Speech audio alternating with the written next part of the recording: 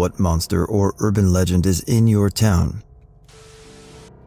Once, in dungeons of Warsaw, lived Bazyliszek. It was a huge monster with wings like a bat, tall like a crocodile, huge claws, and eyes that could turn people into stone by one look. Every midnight, he came out of the dungeons to eat people. During this time, the earth was shaking from his heavy feet and wind was blowing from his enormous wings.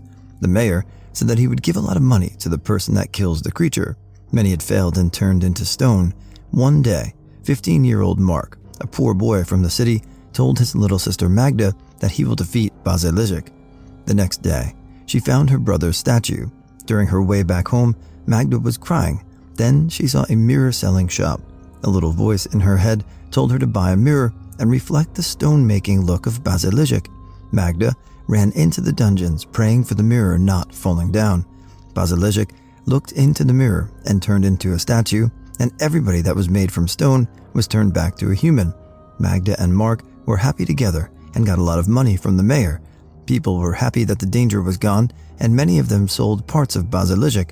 All what is left from the monster today is his crocodile tail that you can still see in the dungeons as a tourist attraction. La Llorona. She's the mistress of a Spanish conquistador. When he left her to return to his wife, she went mad from grief and drowned the 2 children she had out of wedlock with him and killed herself. She arrived at the entrance to heaven, and God asked her what she did with her children. She lied and said she didn't know, so God doomed her to forever wander the earth looking for their bodies. We have a river that's popular for canoes and paddle boats. Some kid stole a paddle boat one night from the rental place, flipped it over, and drowned. If you're canoeing on the river and see what looks like an abandoned teal-colored paddle boat with a boat rental decal stuck in the weeds of the riverbank, don't approach it. If you report the sighting to the boat rental place, they won't bother sending someone out to recover it because they know the boat won't be there when they arrive. Also, we have these pectinatella things in the river. A guy from our town ate a tiny slice of one on a dare and spent the next 50 hours emptying every bit of ejectable liquid from both ends of his digestive system. This isn't really a monster story, though. I live in St. Petersburg, Florida, and the urban legend here has to do with the Skyway Bridge. There have been about 200 suicides. People that cross the bridge claim to see a blonde woman standing in the middle of the road and even sitting in the back seats of their cars. Caring people that got out of their car to help the woman claim that she vanished into thin air. I've crossed the bridge a couple of times and have not seen any sort of thing. I guess she was one of the people that took their own lives by jumping off the 200-foot drop into the water or died when the bridge collapsed ages ago. There's been talk of a great white shark that has made a nearby bay its home. Over the past year, she has been getting more familiar with boats and spearing fishing. This past Wednesday, a man goes missing in our area. Turns out he went surfing alone. Several hours later, during a nighttime search for the missing man, someone found his board with severe bite marks that match a great white shark. No more remains have shown up. Later the next day, a 6-meter great white shark was spotted a few kilometers away by a search plane. In my home country, we have El Sabon, the Whistler, a skinny, tall man which supposedly killed his own father. He drags a large bag around where he carries body parts. He lives in the mountains and kills people, especially drunks and vagabonds. If you're out and hear a whistle far away, that means he is close, and vice versa. Satan's Chair and the White Witch. Both take place in the same area, only 10 minutes away from me. It's a place where you sell your soul, and the White Witch is a witch that got set on fire for being a witch back then. Before she died, she cast a spell in the town. Livermore would be flooded, and later on in time after she died, Johnston flood happened and flooded Livermore. I only know one person that went to Satan's Chair to sell their soul. They had to contact the devil for 30 days, and after the 30 days, they had to walk deep in the woods of Livermore and meet him, which he supposedly did after 30 days. He said that is where he made the deal after those 30 days.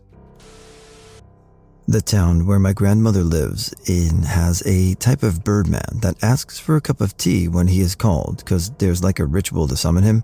The thing is, you don't know when he comes or how he looks, but when he arrives, if you refuse his request, he will kill you or a loved one. And if you give him the tea, he will keep asking for things until you finally end up fucking up and he kills you anyways. It says that if you hear him cry, an adult will die. and if he laughs, it will be a kid who dies. The Hound of Goshen, a stark white ghost dog who will chase people. The dog is said to be angry that his master or owner was wrongfully hung. We also have a Union soldier buried in an old plantation graveyard. They buried him facing south, so he could never see the north again. People say if you go there at night, you'll see a man sitting on the headstone crying. The Squonk. The legend holds that the creature's skin is ill-fitting, being covered with warts, and that, because it's ashamed of its appearance, it hides from plain spite, and spends most of its time weeping. Hunters who have tried catching squonks have found out the creature is capable of dissolving completely into a pool of tears and bubbles when cornered. Slitched Mary. A small witch in the 14th century who was raped when she got stuck in a wall trying to escape the gaol. She was then murdered to stop her talking. The person who murdered her was himself found guilty of witchcraft a few years later and hanged. The Bridge Troll. I grew up in a tiny town, no gas station, no stoplight, a bar, a tiny market, and a post office in an agricultural area. This is important to the story. When my cousin and I were little girls, maybe 4 or 5, we were allowed to go up and down my grandparents' road all we wanted. At some point, we started bringing food with us and feeding our pet bridge troll. No one thought this was weird. We were always playing imaginary games. Then Thanksgiving rolls around, and we make a huge plate and tell an uncle we're heading out to feed our troll because he should have Thanksgiving dinner too. Uncle gets curious and follows us. We put the food on top of a very large culvert running under the road, and after a few minutes, our troll reaches up and grabs it. It freaked my uncle out, and he of course came to investigate. Our troll was a migrant agricultural worker living in the culvert. He'd put a pallet across it so the water ran under and plywood on top for a sleeping platform. We were still allowed to feed our troll. Uncle apologized for us calling him that, but the guy thought it was funny and said we'd feed him for months, but only with an adult, until the rainy season washed him out. 30 plus years later, our troll always comes up in conversation on Thanksgiving.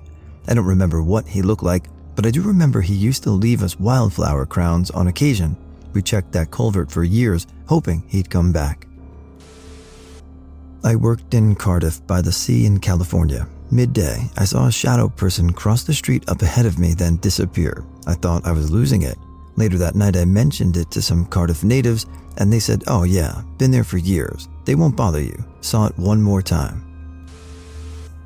There's an Ushka water horse, lives in one of the lochs near where I grew up.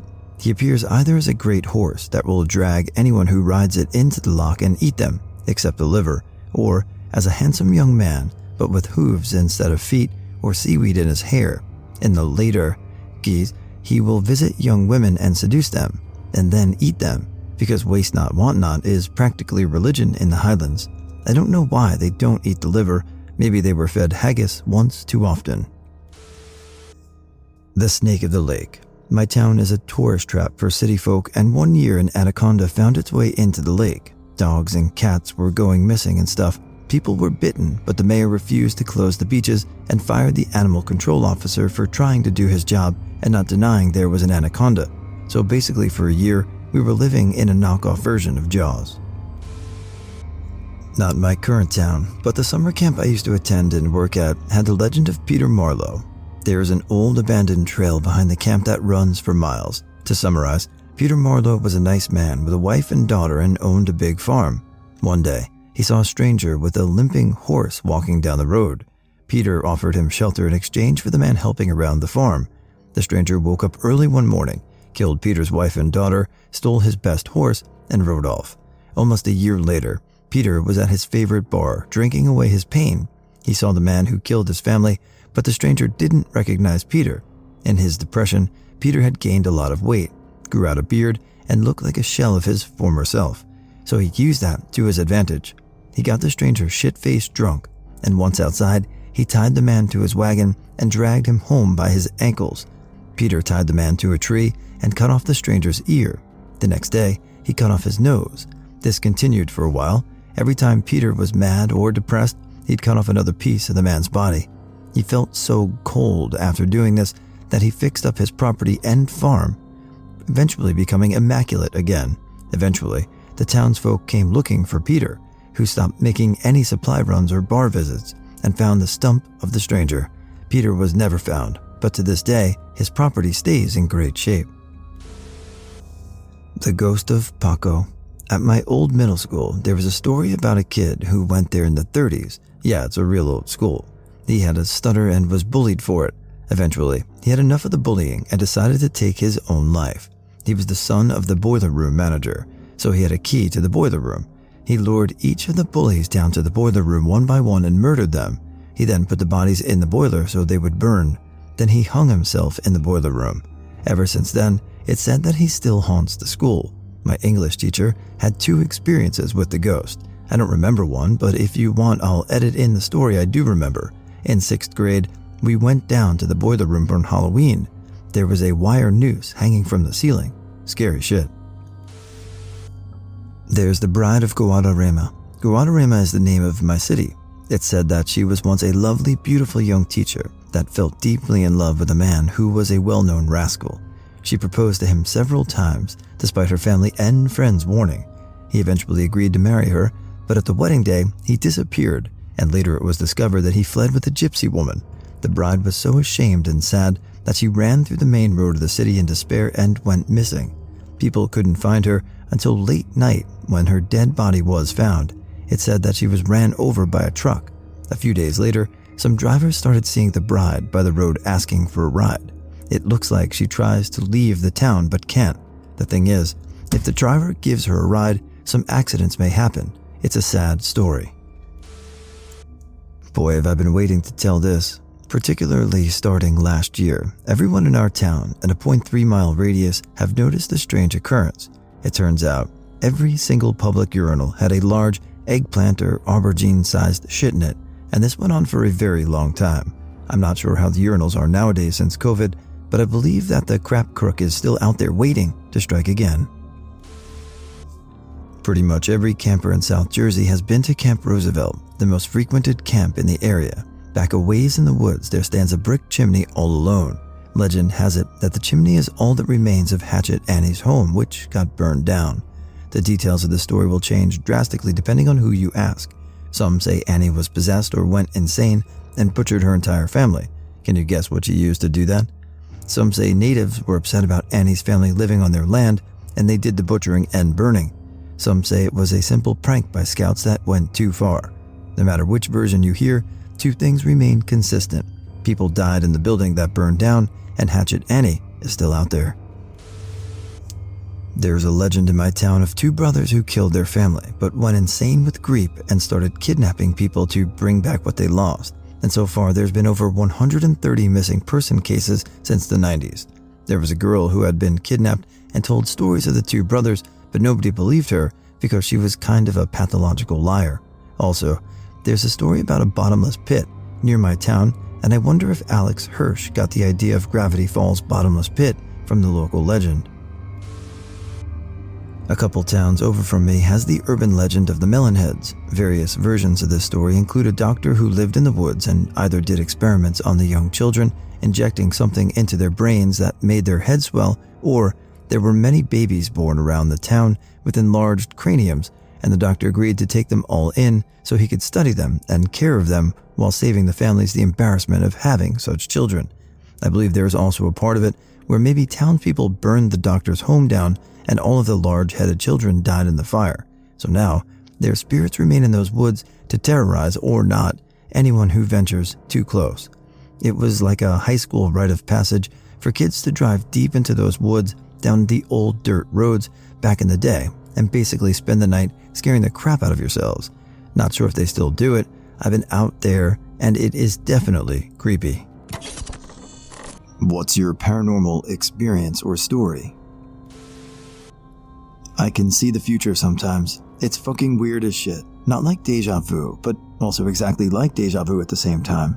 I'll have a dream and not think much about it except, oh, that was pretty realistic. Then what happened in the dream will actually happen. It's usually like 10 seconds. I don't really talk about it though, because people will think I'm insane or exaggerating. It's fucking weird. Happens like once or twice a month. Moved home after grad school to save money for my own place. I was sleeping in the bedroom previously occupied by my deceased grandmother. One morning, I was simply not in a good place mentally and didn't want to get up for work. I was late and didn't care. I closed my eyes and stayed under the covers when I felt a couple of very strong pokes to my leg. Can still remember the exact location 20 plus years later. I opened my eyes and saw no one in the room, whatever, and closed my eyes again.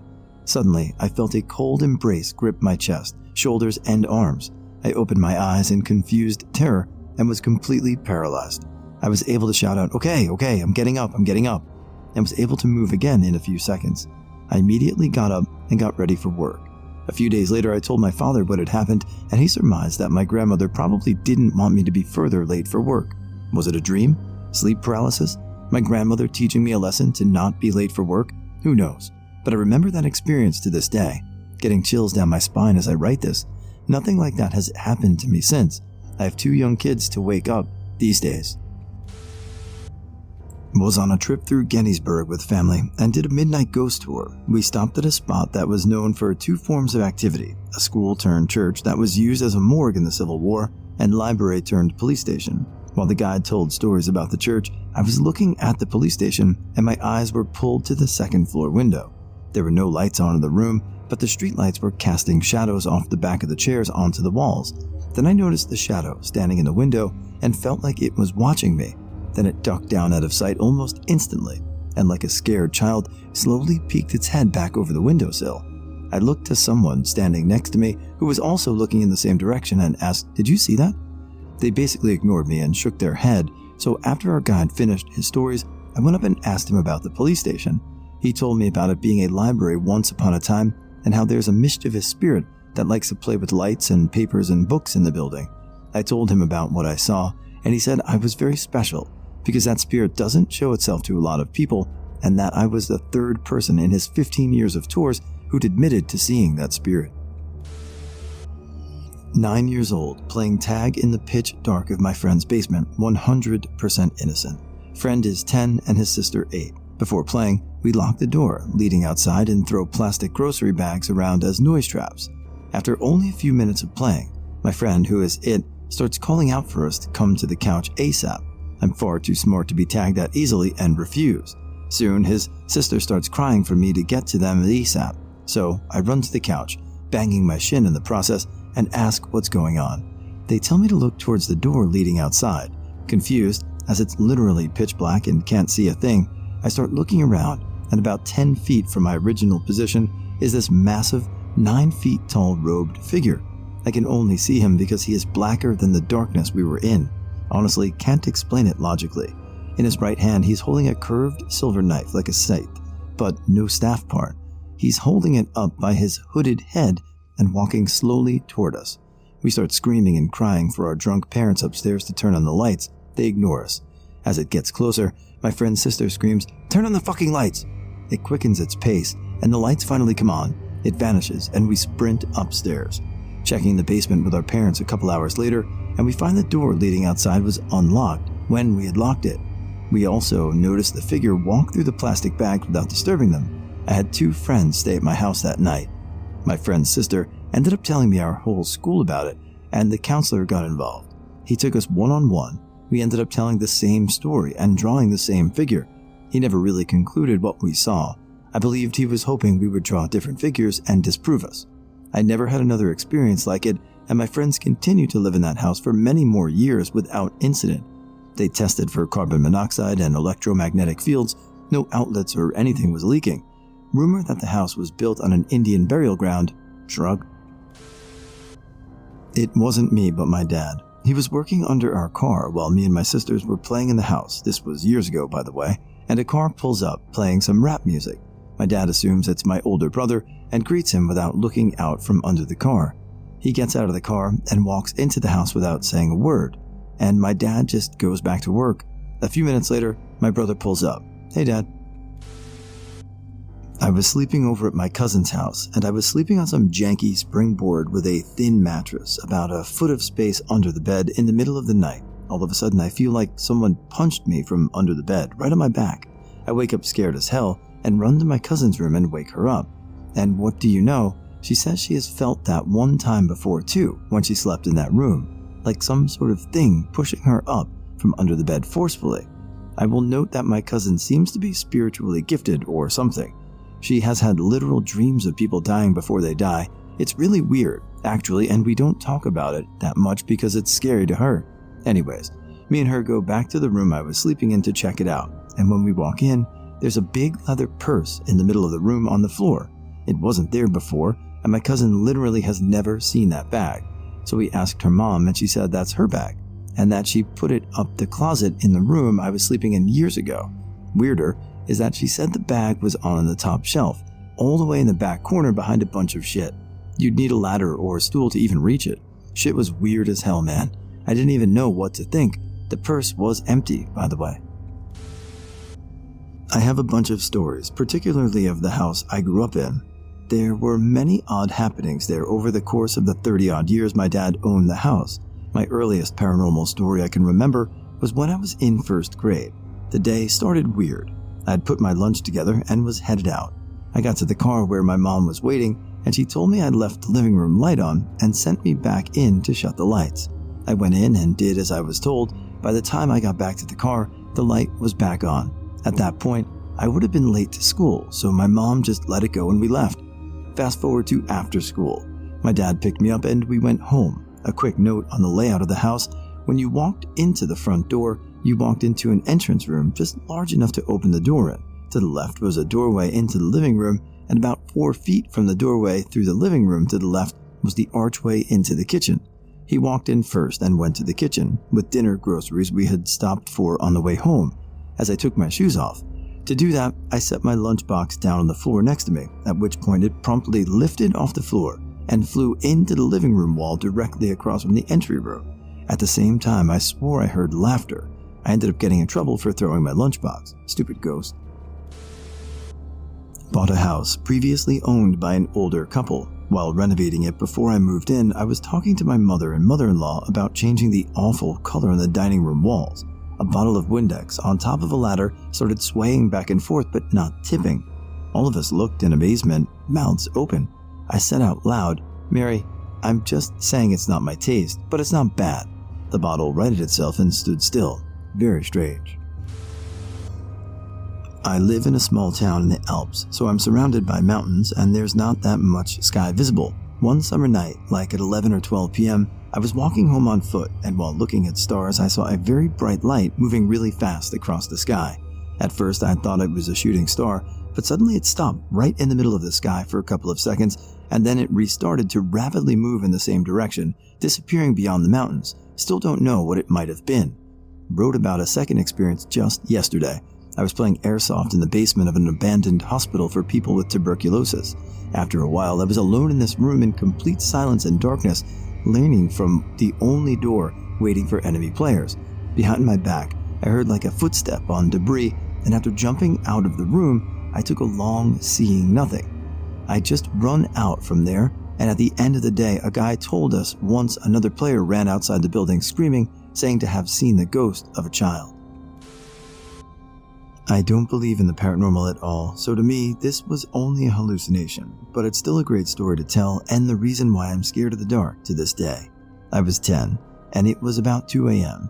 I was feeling really sleepy and ready to go back to sleep, but I was scared of the rain and all the lightning, so I went to my mother and grandma's bedroom. I don't have a dad. They had a really big table in the bedroom, usually empty, but when I laid in my grandma's bed, I saw a man wearing black staring at the roof. He was bald and had veins everywhere. The forehead, the nose, the cheeks. His mouth was wide open. He had no teeth. I could move just fine, so this wasn't sleep paralysis. When I looked at him, his small eyes locked into mine. That moment, I started hearing voices screaming and begging. Also, to make things worse, calling my name in a weird accent. Every time I tried to wake someone up, the voices got more aggressive. Needless to say, I barely got any sleep. Oh, here's my weird experience. When I was really little, maybe 3 or 4 years old, we were going out to our patio to eat dinner. I happened to look up in the sky for some reason, and there was this huge black creature with wings and red glowing eyes hovering up in the air above our house. I think it might have had a white, pointy teeth as well, but can't remember for sure. I remember just staring for a few seconds until one of my parents pushed me on outside, causing me to look down. I quickly looked back up, but it was already gone. Still not sure to this day what I saw. When I stayed at my grandparents' house once, it was really foggy, like I have never seen it so foggy throughout an entire day. I did go outside once, and my grandpa only left once. He had to cross the train tracks to go to the Walmart and said he saw an older train. He didn't think anything of it, but said the rail crossing thing didn't go down. He came back and we had dinner. Then I went outside and heard an old-time train whistle. I was worried because I couldn't see a train on the bridge over the valley, and that's where trains are the loudest. So I went inside, worried. The fog was as bad, but I could still see most of the valley. When I was about to get ready for bed, I looked outside and I saw a man in a suit with a blue tint to him walk into the forest near the forest, and he disappeared. Just gone. I was baffled and didn't go to bed until my grandma tucked me in. This happened 10 years ago, and I still don't know what happened that day. It started off as normal sleep paralysis. I get sleep paralysis a lot, so I was used to it and didn't think much of it at first. I was on my stomach at first, but then suddenly, without warning, my head violently jerked around to the side, so I was facing the rest of my room. Standing in the corner was this creepy, twisted version of a girl I had a crush on at the time. It was like her, but with really long arms and legs, no eyes, and ridiculously long red nails. It was so tall that it had to duck its head to fit under the ceiling. It just sat there looking at me for around half an hour. I must have fallen asleep again because I woke up in the morning to my alarm going off. It was the weirdest sleep paralysis demon I'd ever had. But then later that day, I was at a gas station getting chips and I saw that girl I liked. I walked up to her and the first thing I noticed was that she was wearing red fake nails. It weirded me out a bit, but I wasn't going to let a chance to talk to my crush go like that, so we started talking for a bit. It was a completely normal conversation, so I kind of forgot about the whole creepy sleep paralysis thing. Then I noticed she was looking at me funny, like staring at me intently. I was like, what? And she looked directly at me and just asked, how did you sleep last night? It was probably nothing, but it completely freaked me out. And I just said something along the lines of, okay, I guess bye, and noped the fuck out. Scared the shit out of me, and I avoided that girl as much as I could from then on. I also have a ghost that takes showers in my upstairs bathroom. I'll be chilling in my room, and suddenly I'll hear a shower going and a man's voice singing. The singing will stop off once I go into the bathroom to turn the water off. He's a really bad singer too, annoying as shit. When I was younger, I suffered from really bad insomnia, so I'd randomly wake up in the middle of the night like 1 to 4 a.m. times and wouldn't be able to go back to sleep, so I just lay there until it was time for school or something. I share a double bed with my older sister, but we fought a lot, so we had our own section of the bed, and the middle bit of the bed was unoccupied. That was like our rule. One time I woke up and I see this girl. She was really pale, like literally white. She had pitch black eyes, as in the whole eyeball was black. She had long black knotty hair. She wore like a worn out Victorian style rag dress. She was barefoot. She stood on my bed in between me and my sister and was just staring at the wall. She looked extremely angry, like she'd had enough of God knows what, but she also looked terrified, once again of God knows what. I didn't know what to do, so I just laid down in my bed and stared at her for what felt like 30 minutes. But then she started crying and slowly turned around to look at me. I wasn't really scared, I was more shocked. We locked eyes, then I just fainted, lol. And this whole time, my sister was sleeping right next to me, completely unaware. Next night, she's back in my room, but this time she wasn't on my bed. She was in the corner of the room. She looked mortified, like scared shitless, and was looking at me like she's asking for help or something. Next day, she's sitting on the sofa while I'm watching TV and is crying, but not the cute little girl sobbing, the creepy horror movie crying. Then she starts screaming her head off, and I freeze again and stare at her. All my family is staring at me like I've gone insane. I ask if they can see her, and obviously they can't. Next day, she's sitting on the sofa again. She looked kinda hopeless, like whatever shit she was going through, she just gave in and accepted it was happening to her. Then I never saw her again. Worst part is this random girl's presence made me feel calm and comfortable. Even though she looks like she's going through some shit, just watching this whole roller coaster of emotions made me feel relaxed. And IDK. I was messed up kid. I don't believe in ghosts or paranormal stuff, but damn, that whole experience fucked up my view of life. Saw this white light moving strangely in the sky. Pretty sure it wasn't a plane or satellite. Both times it was at night. The first time I saw it, I was outside with a friend and we both noticed a star-like light moving quickly in the sky. The second time, my fiance and I just pulled into our driveway in our car when we saw the same thing. This time it looked closer, and its quickly squiggly movements were even more noticeable than before. Neither of us saw a plane or satellite move like this before, and the light was fairly large. We were afraid, so we ran inside our apartment. Haven't seen it again since that night. It was about 5 years ago. Now I'm 17. I woke up at 3 a.m. wanting to go to the bathroom. Well, I went. I did what I wanted to do, and I go into the room and walking past a window opening into the backyard. He did not even turn in his direction. And then I saw a woman in a torn white dress walking along the fence. I still don't know if it was a game of light and that I was half asleep or if I really saw something. But when I told my grandmother this morning, she said, "It's probably Marina. Yes, I'm from Russia." To my question, "Who is Marina?" she replied that this is my uncle's bride. The lumpy did not live to see the wedding. I don't believe in this paranoid shit right now, but then my hamstrings were shaking. Serious. Night owls of Reddit. What was the creepiest, most terrifying thing you've experienced staying up late at night? When I was little, we used to go to the countryside where my great-grandma lived. She was 101 years old and survived 2 Balkan Wars and 2 World Wars.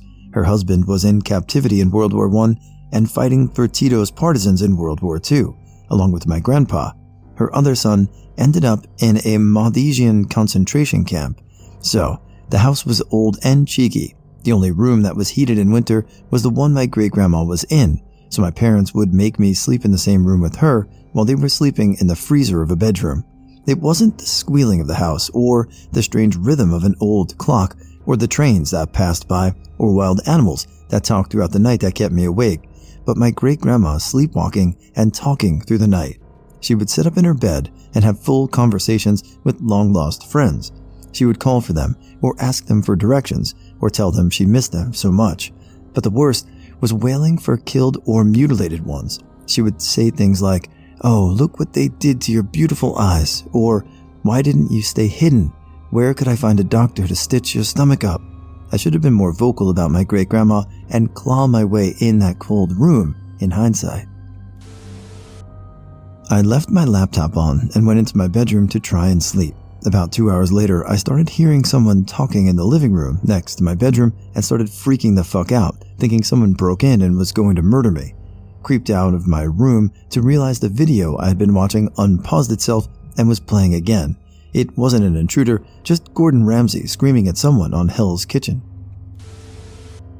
A little before midnight, I was on the couch playing Xbox with a light on that sort of radiated the area that I was in front of the apartment. To my right was the sliding doors that I left wide open as I was pet sitting and the dog liked to roam in and out as she pleased.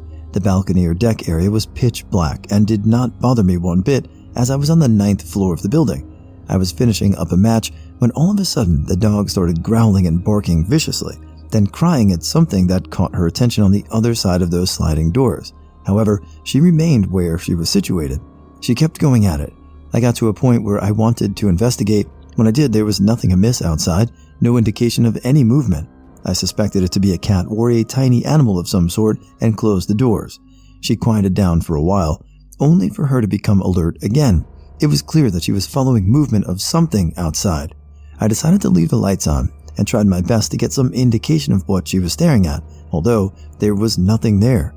That followed by her growling, barking, and crying, and it went on for ages.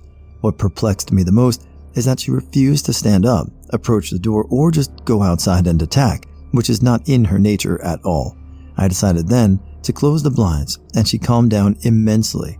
I have no idea what terrified me the most, the fact that there could have been someone or something there, or there was something there that I couldn't see. I was a night shift truck driver for 15 years, and I've seen some insane shit, but the story I'm about to tell really takes the cake. I pulled up outside of Dunkin' Donuts that I was making a delivery to at about 2:30 a.m. This place was in the middle of nowhere. A gas station that was closed for the night was the only other building within sight of this D&D. As I pulled around the building to park, I noticed the woman sitting on the curb outside of the front door. This is never a good sign. Usually this type of person is batshit crazy at best and looking to rob me at worst. I pocketed my stun gun and got out of the truck. The woman approaches me, and it was only then that I noticed that her shorts and the lower half of her t-shirt were absolutely covered in blood. She started screaming, "My boyfriend stabbed me in the vagina," and kept repeating this phrase, changing words here and there, but keeping the same idea intact. Pacing like someone on a huge dose of some sort of stimulant, she kept repeating the line about being stabbed in the vagina. I got on the phone to 911 dispatch and let them know that she needed help. And during this conversation, I attempted to calm the woman down and get her to sit. Told her she needed to wait for EMTs and that I had called 911 for her. The request I made for her to sit and learning that I had called 911 triggered something else in her, and instead of repeating herself, she looked me dead in the eye and said, "It ain't my blood, and it could be yours too." I got back in my truck and locked the doors. She took off into the field that borders the lot that DD is situated in. I moved my truck to keep her in the headlights until she disappeared into the woodline a few hundred yards away. The cops showed up before the EMTs, and I was forced to wait in my truck until the police conducted a search and questioned me. I was there until dawn. They did not find the woman I had reported, and if not for the bloodstains on the curb, would likely have not believed my story whatsoever. I have no doubt that I met a killer that night, a killer who still walks free. Good job, Coxsackie PD. One of the first nights I was homeless, I walked a distance along the bike trail that circles the lake in Madison, Wisconsin to sleep. Woke up for no immediately obvious reason at what must have been a very late hour. As the sleep began to dissipate, I realized I was lying down, looking at a sideways view of someone crouched motionless on approach about 8 feet away. I kept from opening my eyes completely and tried to seem to be still sleeping. The stranger began to slowly take another step toward me. I made a deliberate cough, might be waking up noise, and they retreated quickly. Carried a knife for several years after this. Me and my girlfriend, now wife, were sleeping, and I sleep like a log, except sometimes I'll wake up before some loud noise, like less than a second before, but enough to notice. And this time I woke up to a loud branch cracking noise coming from the tree outside our window directly to the right of the bed. And I open my eyes and see this massive fucking owl, like twice the size of me, as a guess, but definitely taller than me, staring straight at me. Wings slightly raised like it was going to fly straight through the window and into the house. For reference, our bedroom is on the second floor. I quietly push my wife to wake her up, and she stares at it for a while too, before it screeched loudly and flew off. Turned out, my wife had seen it twice before and thought it was just a lucid dream sort of thing, but she said she'd never heard it screech before and that it sounded like somebody she knew screaming, but she couldn't remember who. She was really shaken, and believe me when I say that nothing phases her, even in the 17 years I've known, dated, and married her. She barely even laughs, mostly just smiles when she likes a joke, and as far as memory goes, she's only laughed twice the whole time I've known her. So, this shattering her confidence made me feel lost. She had always been there to be my rock, so I decided to man the fuck up and just pull up to comfort her and cuddle with her until she fell asleep. Bonus, I had a recurring dream that same night about a black figure so tall that when he sat in a chair, his knees reached the ceiling. Same as the other occurrences, caressing the spot where my head was, and as other times, I felt the presence of my grandfather on my mother's side who died before I was born. My mom would tell stories about how well we would have gotten along. It was comforting. I slept the best I have in a long while that night. This isn't extreme or anything, and 99% of the story is context, but it's completely true and was very creepy to me, so I figured I'd share. Junior year of college, I lived in the oldest residential dorm on campus. Naturally, the building has some ghost stories tied to it, but nothing crazy. The basement was creepy though. Unfinished, ugly cement walls and floors, cobwebs hanging off of the old lighting, etc. The laundry facilities were down there, and people would always try to get laundry done before it got too late at night, because it was creepy there alone. There was also a locked door in the basement. Like many other students, I had a proclivity for exploring in college, and I picked many locks to get into some fun places. I never had any luck with this one though, which was a bummer because I was very curious of it. It was kind of in the corner of the basement and couldn't have led to a very large room at all. It seemed so random, almost like a broom closet. but it would have made much more sense to have a utility closet in the basement. I tried many unsuccessful times to get into that door. One day, after a string of long nights burning the midnight oil to finish assignments, I finally got work done early and was looking forward to some good sleep. Then a friend called with a personal problem and I walked to meet them. Then another friend called. Then after 1 a.m. a third messaged me. I'm not a sociable person, so it was emotionally and mentally draining helping 3 friends in one night. I was happy to chat and I value being available to people, but it was such a strange, unlucky coincidence that 3 people needed me in one night, particularly in the one night I was looking forward to early sleep. Oh well. So at around 2:30 a.m., I was walking back to my dorm, mentally drained and frankly annoyed that I was getting back so late. As I was fumbling with my keys to fob into the building, I felt this weird tingle on the back of my neck. Suddenly, I felt an overwhelming desire to go down to the basement. The staircase leading to the basement is immediately inside the building. At first, I thought I was subconsciously remembering that I left my laundry in the wash or something, but then I swear I felt a voice say, "Come down to the basement." I got into the building and just stood there, staring at the steps to the basement. It made no sense to go down there. Even worse, if someone was up late doing laundry, I'd seriously creep them out if I just moseyed down there for no reason. But that prickling feeling on my neck remained, and I swear, again I felt a voice in my head urging me to go down to the basement just for a moment. To be clear, this wasn't a scary moment. If anything, I was feeling excited. The best thing I can compare it to is when Harry Potter took Felix Felicus and said that he just felt like Hagrid's is the place to be. I knew I should go down the steps, or at least it felt like something was telling me I needed to go down to the basement, and so I did. I turned on the lights, saw no one at the washing machine, nothing. I just stood in the middle of the basement floor, waiting a second or two for I don't know what. I felt like an idiot, but whatever. I was sleepy, and it was time for bed. I turned around to go back up the stairs when I saw the locked door was wide open. I almost ran forward into it, but as I got closer, I realized my assumption was right. It was a tiny room, barely bigger than a closet, but it was empty. Well, almost empty. It oddly had a single desk, like the small single desk for elementary school kids. So odd, so out of place. From the ceiling, a single old light bulb was hanging over the top of the desk. The only other thing in the room, beside the desk, was an old beat-up computer chair, the kind that spins, and the damn chair was spinning, slowly but steadily enough that it wasn't from a draft. No one else in the basement, no one else in this weird tiny room, and it was spinning. I sprinted away up the stairs, sprinted up the 3 flights to my dorm, slammed my door shut, and jumped into bed. I never tried pricking that door open again, even in the safety of daytime, but I never again saw it open, and I asked around, without luck, to see if anyone else ever saw in there. Sorry if that's lame late-night story, but it's 100% true, and really disturbs me thinking about it. In my sleepy state, I was a bit too eager to obey the summons to the basement. It was around midnight, and I was downstairs in the dark living room laying on the recliner. I was probably watching some show on Hulu at the time. Anyway, I was downstairs because I was home alone and waiting for my mom and sister to come home. After a while, I heard the garage door open. The garage is right in front of the living room, so it was pretty loud. I turned my show off and got ready to go upstairs, knowing my time alone would soon end. But after a few minutes, I got suspicious. No one was coming inside. I got up and looked into the garage to find nothing. No car, no mom, no sister. I had heard the garage open, I was sure of it, but it was closed. I was pretty sleep deprived at the time, but I don't have regular auditory hallucinations or anything.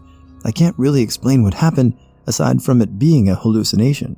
I'm a little spooked just writing this out. As a teenager, I was once up late on a weekend playing World of Warcraft as one does. My sister had fallen asleep on the couch next to me, and my dad was asleep in his room nearby.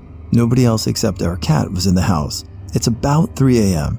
I'm kind of focused on my game when suddenly I hear what sounds like a fridge ice maker. Okay, the kitchen is just to my left, not too weird, until a few moments later, when I heard something several rooms behind me near the front door shatter. I jumped and checked to see if my sister was still beside me. She was, and the cat was curled up on top of the couch beside her. My dad was still in his room. So what the fuck? I can't remember if I woke up my sister or if the sound woke her up. My dad was still asleep. I grabbed a pair of scissors and decided to investigate in case there was an intruder. My sister insisted on coming, so I handed her a second pair of scissors. We crept down the short hallway, peering about, to discover that in the front room, beside the front door, a glass desk had simply shattered. An old iMac had been resting on top of the desk that fell through and broke against the metal framing. There was no sign of entry, and nothing else was damaged, no earthquakes, nothing had happened to cause it. I was confused, but realized I had to wake up my dad and explain what happened. He was upset, but believed I was telling the truth and didn't break it myself. The next day after school, we had to spend a long time picking up glass shards. Still have no fucking idea what broke that desk. I was up at like 1 a.m. and I was on my phone. All of a sudden, I hear this sudden boom from outside. It wasn't like an explosive loud, but loud enough to be heard by those with good hearing. Afterwards, I could hear this very quiet rumble, like something was coming. In my mind, I was going, that's an earthquake. Sure enough, 2 seconds later, the rumble got louder and everything started to shake. Instinct came in and I ran downstairs. On my phone, everyone was writing, "Did you guys feel the earthquake?" We had another earthquake happen a few weeks later, but I had just fallen asleep. But I'd woken up right when it was happening. My instinct kicked in, and I just darted outside my bedroom and ran down like 8 flights of stairs. My house is built like a tower, and I live at the top of it. In my mind, my instinct told me, get to more stable ground, run downstairs. Where I live, it's common that there are towers that will blast prayers in specific times throughout the day.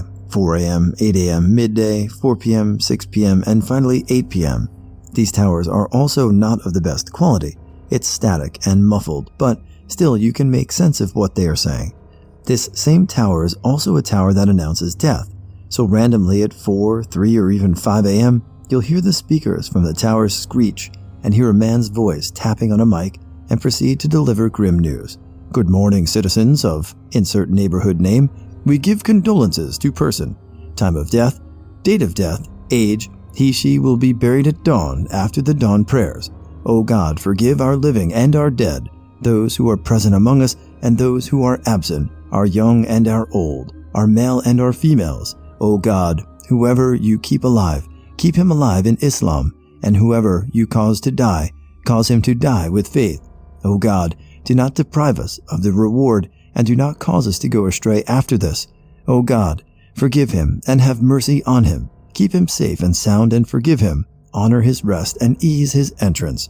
Wash him with water and snow and hail, and cleanse him of sin as a white garment is cleansed of dirt. O God, give him a home better than his home and a family better than his family. O God, admit him to paradise and protect him from the torment of the grave and the torment of hellfire. Make his grave spacious and fill it with light. Once again, repeats the whole thing, name and age and all. Thank you for your attention. I have heard the death of a 60-year-old, a few month old, a few days old, 30 years old. These are the ones I have heard the dead of night. This is not a cult, just saying. Auditory hallucination. There was a time when I would stay up late day after day trying to do more coursework for my college course, and one time I think around 2 to 3 a.m., I decided I would swap to doing my coursework while laying upright on my bed. So I did, and then thought for a second, I'm just going to rest my eyes, and slowly began to nod off. This action of nodding off was processed in my head as me actually beginning to fall asleep, and for some reason I accepted this, even though I was definitely behind on my work. Let's say the nodding off is measured in a percentage, and reaching 100% is when I fall unconscious. I was at around 85% when I heard a distinct and very audible, "Hey Ed," that sounded as if someone was located exactly to my right of my head and just spoke normal speaking volume directly into my ear.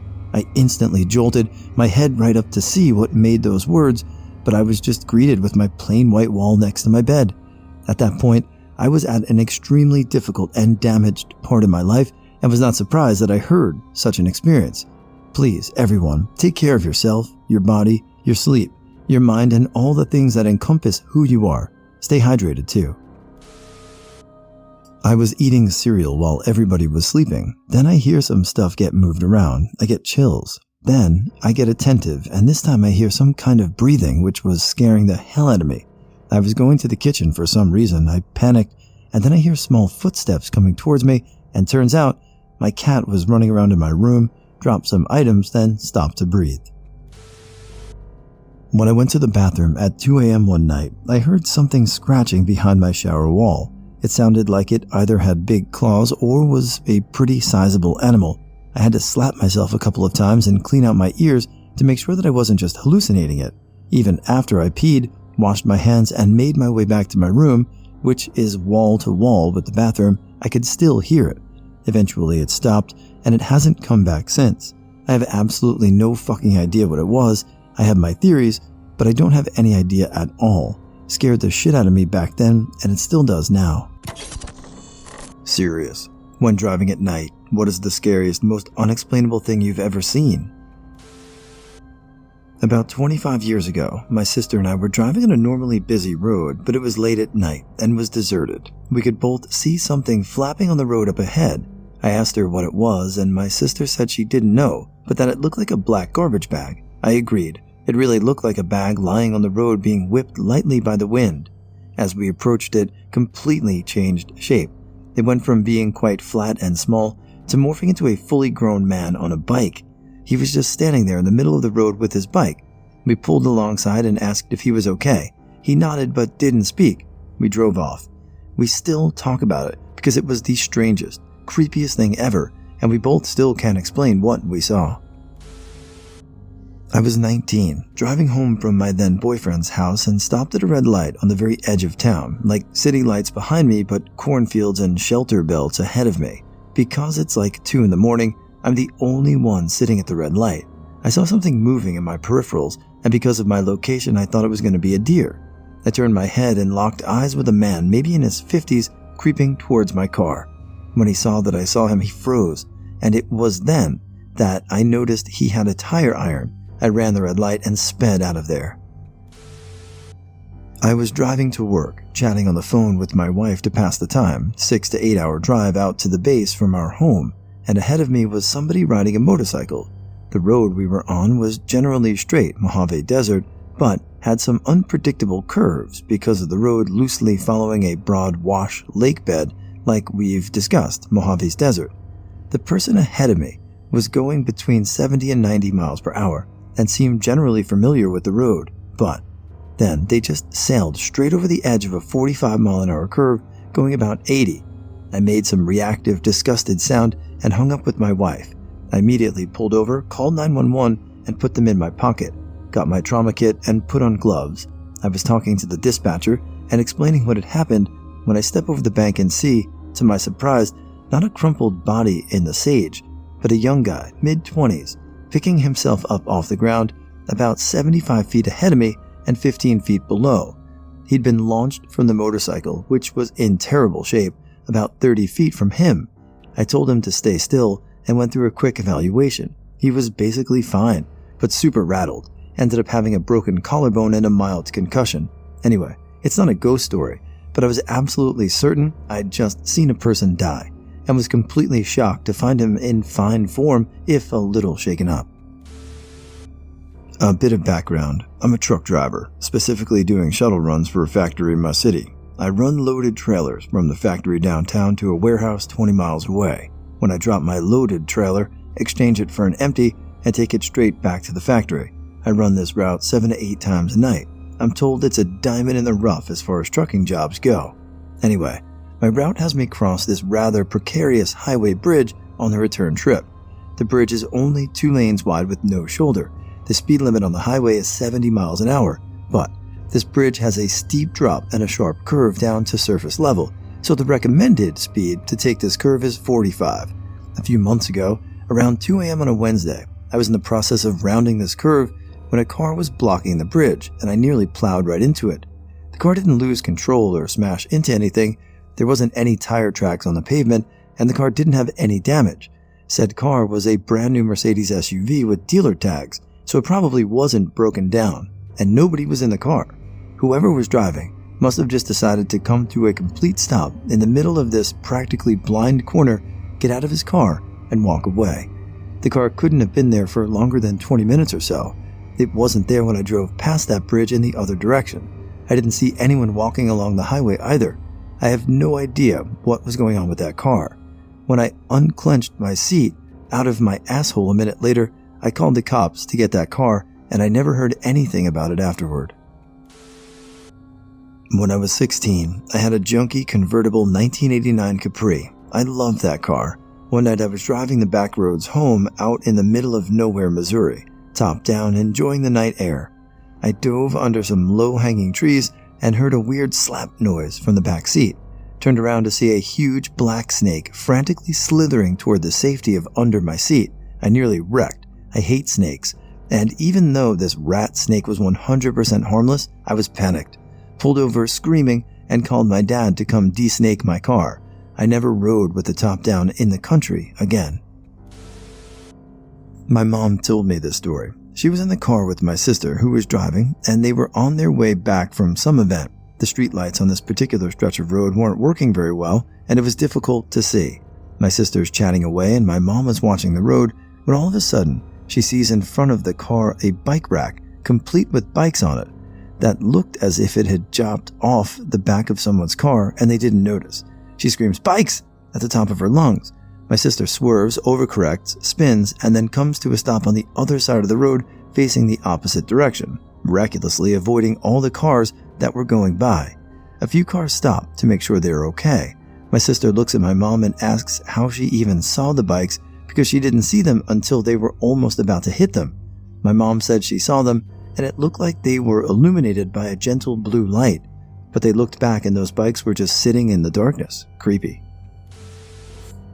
I was working a night shift and rode a moped to work. The headlight was fairly dim, but on the way home, I saw what I can only describe as what looked like black pants floating slowly just overhead, but making a walking motion as they passed. I got a good look, and I still can't make heads or tails of what it actually was, and I sure as fuck wasn't going back to double check. My brother and I were driving down a super remote road late at night many years ago. Wildlife was common, so we drove slower than was posted. An accident could be fatal on this road. Anyway, it was a particularly dark night, so we had the high beams on and were really concentrating on the journey. We saw it at the same time. It was impossible to miss. My brother hit the brakes and we skidded to a stop in front of the biggest fucking cow on earth. We could have driven under it with room to spare. It was massive, and it stared at us without seeming to see us. The vibe was so creepy. Other cows were around, but they were regular sized. This guy was the king of all bovine. It doesn't seem all that weird when telling the story, but something was just off with this creature. It didn't seem quite natural. My mom tells this story about when she was young and her mom was driving home from shopping. The car they were in broke down, and in the car behind them a guy gets out and offers to help fix it there at the side of the road.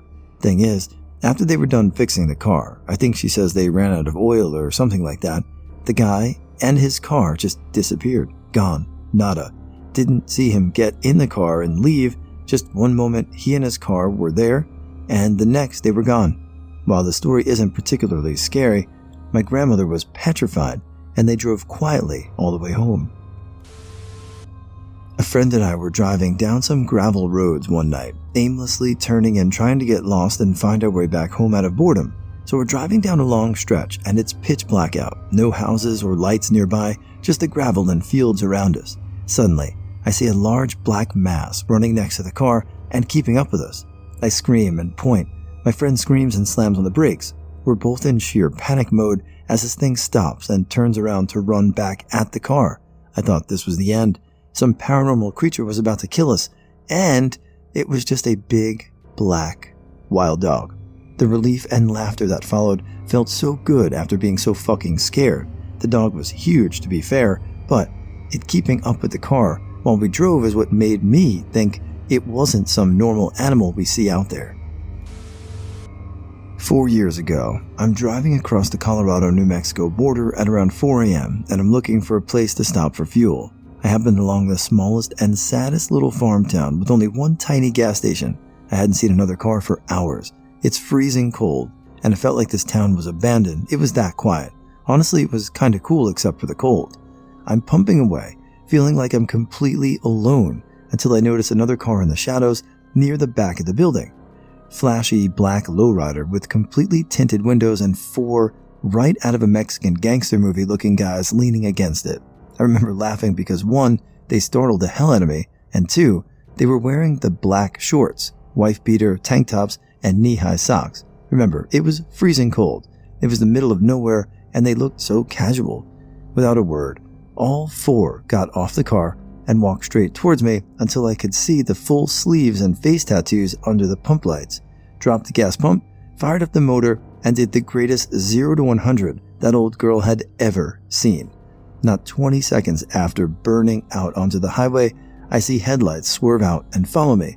Little did they know, my beat-up looking Dodge truck had the Hemi motor and a couple of upgrades. They never had a chance, and after a few miles, their headlights disappeared in my rearview mirror. I didn't think much of it and even laughed at how bad I outran them till a cop buddy told me about the Mexican cartels running drugs through there to avoid the interstate. I wasn't laughing anymore. I used to date this girl who lived in a house in the middle of the woods, and her driveway was like a mile-long single-car road. I was driving up it around midnight to go home, and my driver's side window exploded and showered me with glass.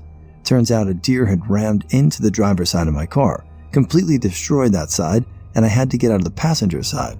I never even saw the deer. I assume it ran away, but there was a perfect hoof print in one of the doors.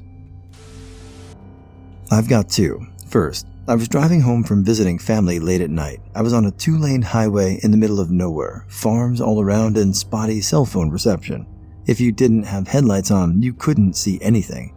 My radio started cutting out, and my headlights started getting dimmer all of a sudden. I turned the radio off and was just listening to the silence as my headlights were getting worse and worse, when all of a sudden, I hit a huge bump in the road. My radio came back on loud, and my headlights were at full brightness. It was the weirdest car thing I've ever dealt with, but I would have been screwed if I'd broken down out there. Second, driving home from a friend's house in the city at 2 a.m. As I'm coming around a corner, I see this creature crawling along the road. It was definitely larger than a raccoon, but smaller than a medium-sized dog. It was moving slowly and sort of wobbled as it walked. I slowed down because I wanted to see what on earth it was. As I get up alongside it, it scurries directly toward my car, and I stepped on the gas. I looked in my rearview mirror and nothing was there. Still not sure what it was. Driving on one of the reservations in New Mexico and came across a car completely stopped in the left lane. We slow down to pass the car and see the victim of a hit and run in the road in front of the stopped car. It wasn't them. They stopped when they came across the body. We pulled over. My dad and husband got out to see if they could do anything. Unfortunately, he was long gone and others had called the police. We didn't witness the accident and couldn't help, so we left so that we wouldn't be in the way. The worst is that we still had a few hours left of driving that night. It was super foggy, and I was terrified someone was going to jump out into the road from out of the fog. So this shit still gives me chills to this day. Me and a few of my friends in college went on a hike my freshman year. We had a few tokes by the river and started heading back to the car. It was starting to get dark out, so we turned our phone flashlights on for the last 5 or so minutes of the trek. We all piled in my '01 Civic, there were 6 of us, and I switched the key and turned on the headlights. I shit you not, about 30 or so feet in front of the car, just within the tree line, stood a 40 or so year old man butt-ass naked. He stared at the car with 0 fucks and just stood there. I don't know what the fuck he was doing or why he was there, but I'll never forget the "is this real?" moment we all had. We all think he must have been high on something, or he was just a wild dude lurking in the shadows. He straight up looked like Tom Hanks in Castaway. It was in the dead of winter, and it was the middle of the night. A girl I was dancing around on the highway. I almost hit her because it was snowing, but I managed to swerve. So I got worried and turned around on the next ramp, and when driving back, she had just disappeared. I was probably just sleep deprived, but it felt so real. This is my grandmother's story. She's 85 now. This was in London, England. When she was in her early 20s, my grandmother was walking home from work late at night. Actually, I think it was the early hours of the morning after a night shift. She noticed a man walking behind her for quite a long time that she thought might be following her. She continued walking and was still behind her. If she slowed down, so did he. She crossed the road, and shortly after he would cross the road too. She knew there was a secluded alleyway coming up that she had to walk down to get home and panicked. The man walked ahead of her at this point and went down the alleyway. My grandmother saw a milk float and flagged down the driver and asked if she could get in with him as she thinks a man is following her. The milkman agrees, and as they drive past the alleyways, she turns her head to look down it, and the guy is standing there against the wall, obviously waiting for her to turn into the alley. Every time I go out late at night, she gives me cab and taxi money and tells me this story. Scariest thing was this dude who was hitchhiking, except something was strange about him. He wore his hoodie down when it wasn't raining. It was actually a hot, humid night in Alabama, and also his other arm was behind his back. When I passed him by, I looked in my rearview mirror and saw behind his back was a shotgun. It wasn't exactly something I saw, but some point halfway through my drive home at about 8:30ish at night, a guy started following me. It couldn't have been for very long because I didn't notice he was there until I pulled into my driveway and he parked there at the entrance, got out, hiking his horn and screaming some sort of nonsense. Bunch of shit like, "We fucking know where you live, fuck you," over and over again, and not saying anything about why he had followed me. Fucking terrified me. Worst thing? Happened 2 days ago. Still have no idea why or who it was. Been staying at my mom's because if some random angry man knows where I live, then, for the time being, I don't live there. Well, we weren't driving, but it was in a car at night. My buddy and I order a pizza from a 24-hour pizza place. We were parked outside in my car. It's like 1 a.m. I'm talking to my friend, just about whatever. Maybe it was movies. I was in the middle of a hot take of some sort, and I look over at my friend, and he's staring at me. Now, this buddy, he never looked anyone in the eye. If he did, it was a glance. He just one of those guys that was uncomfortable with eye contact. So now he's staring at me, slack-jawed, and I'm like, "Dude, what's up?" And he just sort of feebly points over my shoulder.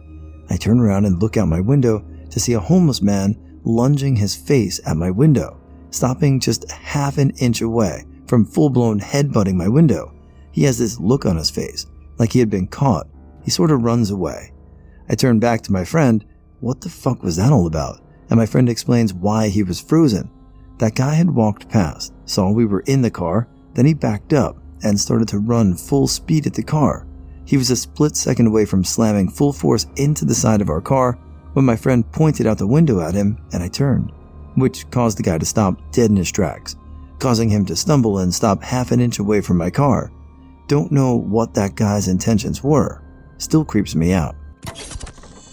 Soldiers, what's the scariest thing that's ever happened to you? Was on a helicopter for re-enlistment. The flight was supposed to be about 3 hours long. After about an hour, they decided to cancel the rest of the flight so they could use the helicopter for training.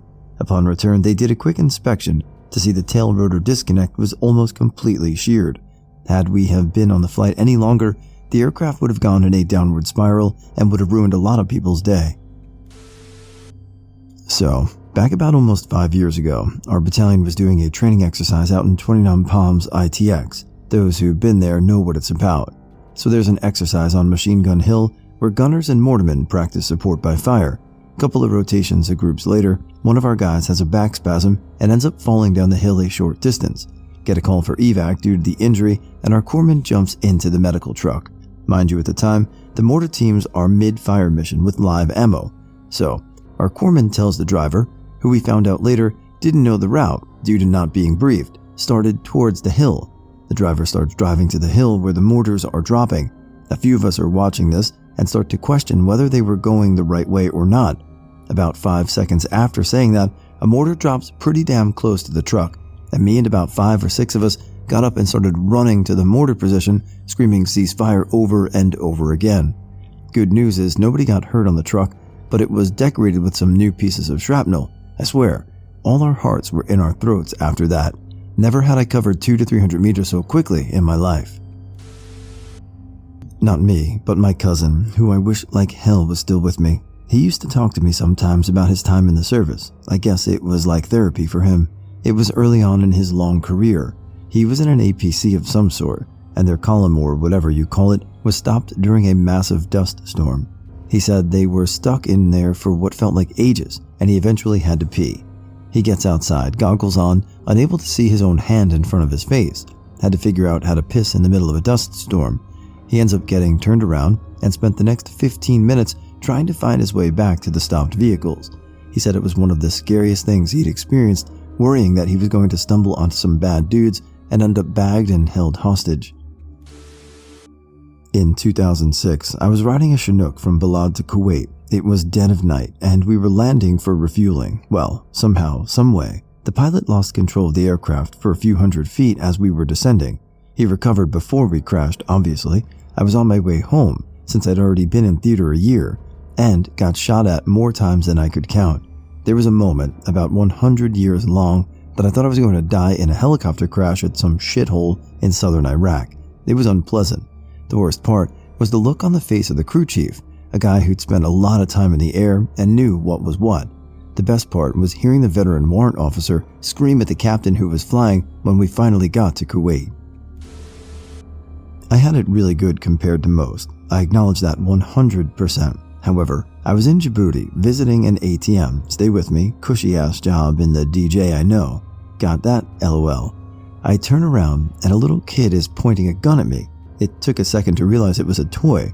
For half a second I hoped my mama was sure I loved her with all my soul. I did some deployments, didn't do hard time, but that moment has stayed with me all the years since as a reminder to be aware of every single thing around me. On a training exercise in my combat engineer training, I fell asleep on stag, sentry duty, in the prone position for what must have been 20 seconds. Woke up to my staff sergeant looking down on me as he must have thought I was sleeping. Luckily enough, a twig snapped as he walked towards me and my neck shot to the left to see his boots right by my face. Got away with it that day, but I definitely didn't fall asleep again during that sentry duty, as this big powerlifter of a bloke would no doubt have fucked me up and had caught me. I worked it out afterwards. The exercise was 88 hours long and I was awake for 86 hours, so 2 hours sleep in total over the course of 4 days whilst digging trenches, doing bridge demolitions, bridge building, creating water points, and doing a 10-mile run-in at the end. Sappers will know what I mean down at Gib, British Army. Falling asleep standing up is not fun. Got a chance to work alongside the SAS at one point too for their training exercises playing as enemy. The speed in which they move and can overwhelm your position is incredibly scary. Proper sound lads as well, which made the week quite enjoyable, but Christ, they are made of different stuff than soldiers. Side note, getting shot at was pretty scary as well. I was a tank mechanic with an H8 identifier, and a month after basic and AIT, I was with the 1st AD 501st FSB attached to the 1st MEF at R. Ramadi from May 6 to April 7. The whole tour scared the shit out of me with many recovery missions, mortar attacks, and being convoy support with IEDs going off. It took me 12 years to seek help and was diagnosed with 70% PTSD by the VA. I tear up just thinking about it as I write this post. Had a round ricochet off some cinder blocks next to me, which then caught me in the front of my helmet. I don't know if it was the force of the round or my reaction, but I spun face first into the little wall I was behind. That cut me a bit, so now I'm thinking I got shot in the fucking face. Took me a while to calm down from that. For a brief second there, I thought my 18-year-old ass was gonna die on some unnamed street in the shithole that was and is Fallujah, Iraq.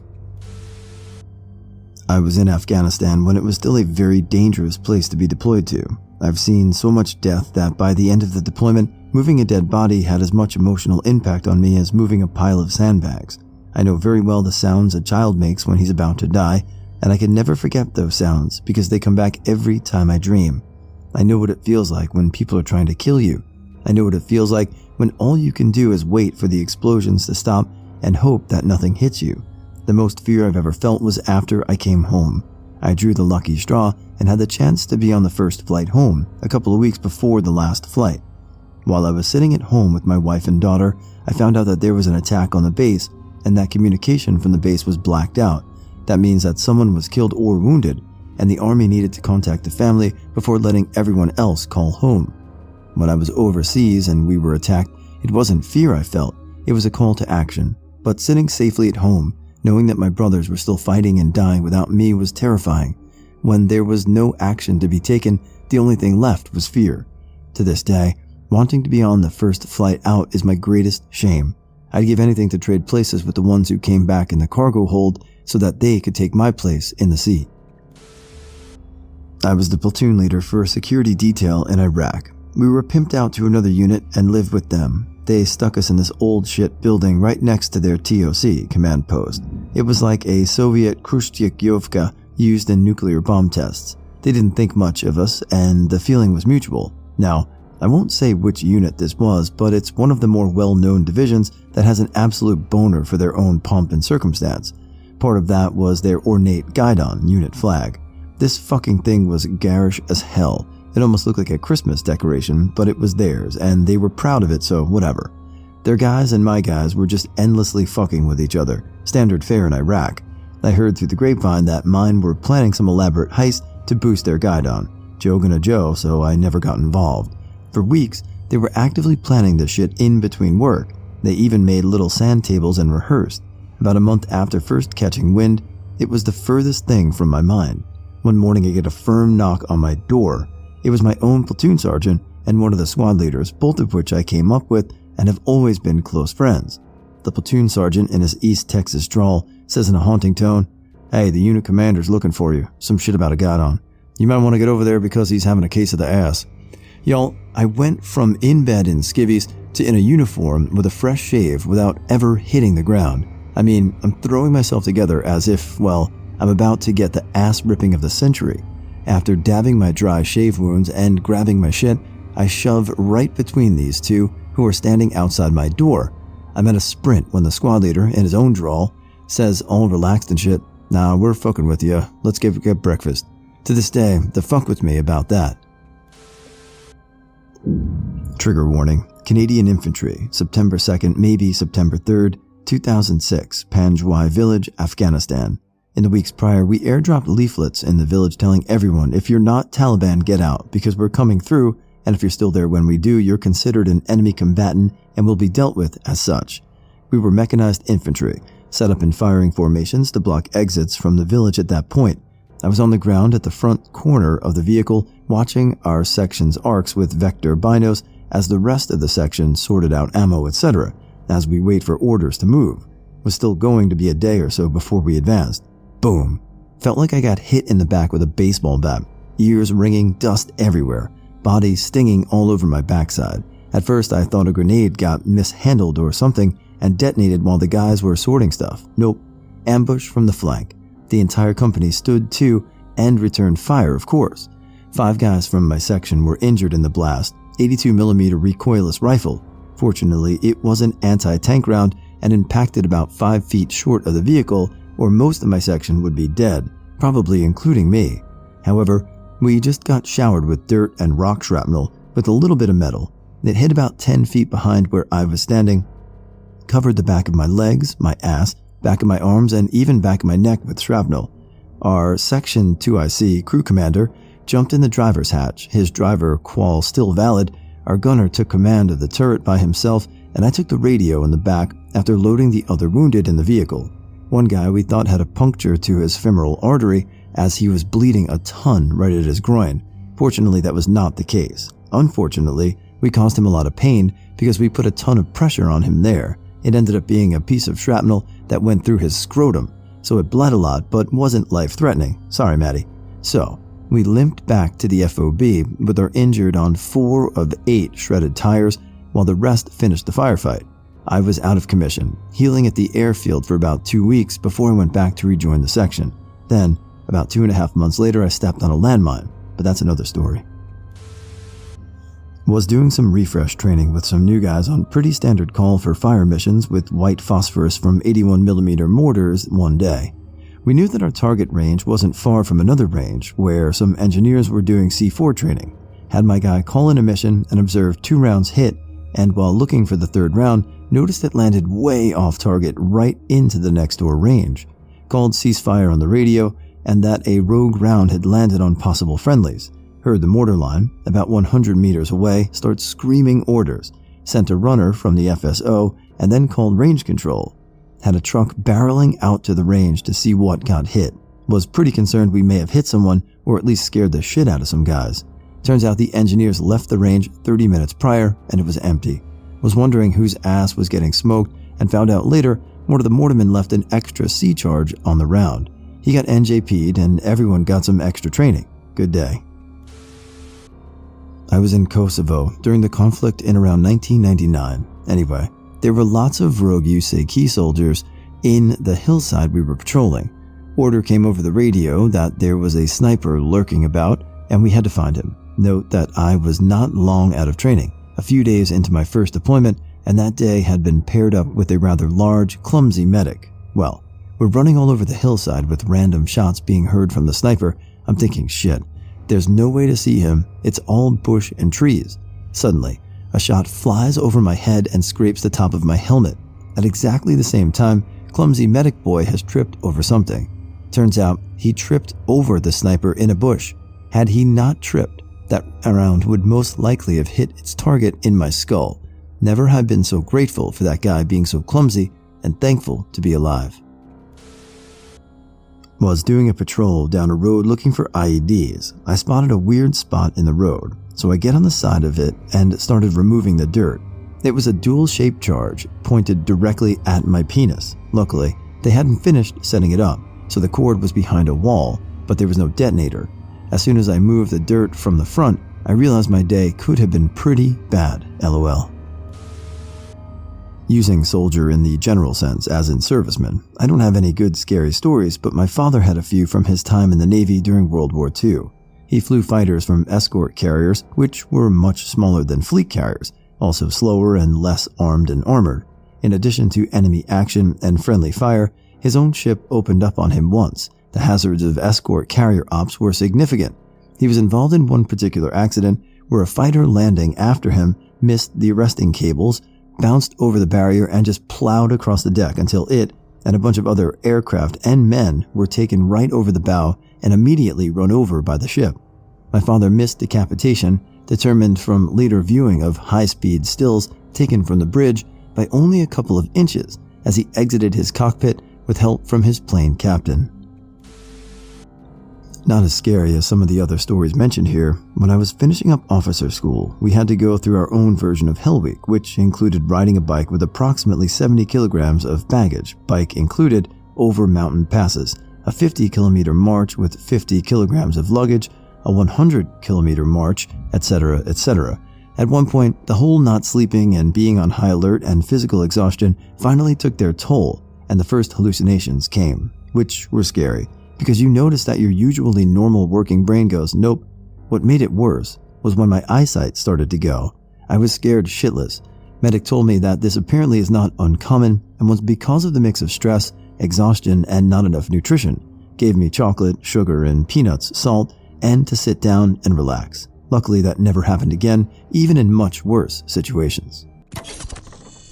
What is something truly disturbing you've seen that you haven't told others about yet? Neighbor had triplets, and one passed away at about 10 months. The other two were crying for days when their brother was brought to the hospital. After he passed, they brought them to the hospital to say goodbye. She took a last picture of them all together, and they instantly stopped crying and cuddled their brother. It was beautiful, but so terrible to see. I deleted that picture after she sent it to me because it was too hard to look at. I never told anyone about it. Too sad. I am working as a security guy in public transport. I've seen people do coke while children sitting a few seats away, but the worst thing I've seen is probably the following. One night, at a weekend at around 4 a.m., my partner and I see this guy sitting lethargically in a seat on the train. Well, maybe he's drunk or high. Anyway, we leave him be. As we pulled into the last station of our line, we see that he struggles to get up. We see some drops of blood on the floor and rushed over to help him. Turns out, he had cut his arms open and wanted to commit suicide at the next station. Wanted to throw himself in front of a train. The disturbing thing is, as we called police, they assessed the situation and declared him free to go. Happened in Europe, by the way. A buddy of mine died on video, captured on a GoPro. We were part of a pretty tight-knit group of sport bike riders, sort of a combination of licensed racers and very experienced track day riders that knew our back road routes very well and often did somewhat enthusiastic group rides together. Helmets and one-piece race suits, we were always geared up. I happened to miss that ride, and he didn't make it home. One of our guys close behind him was recording when it happened and only told a few of us later. I had to see it for myself so that I could understand what happened.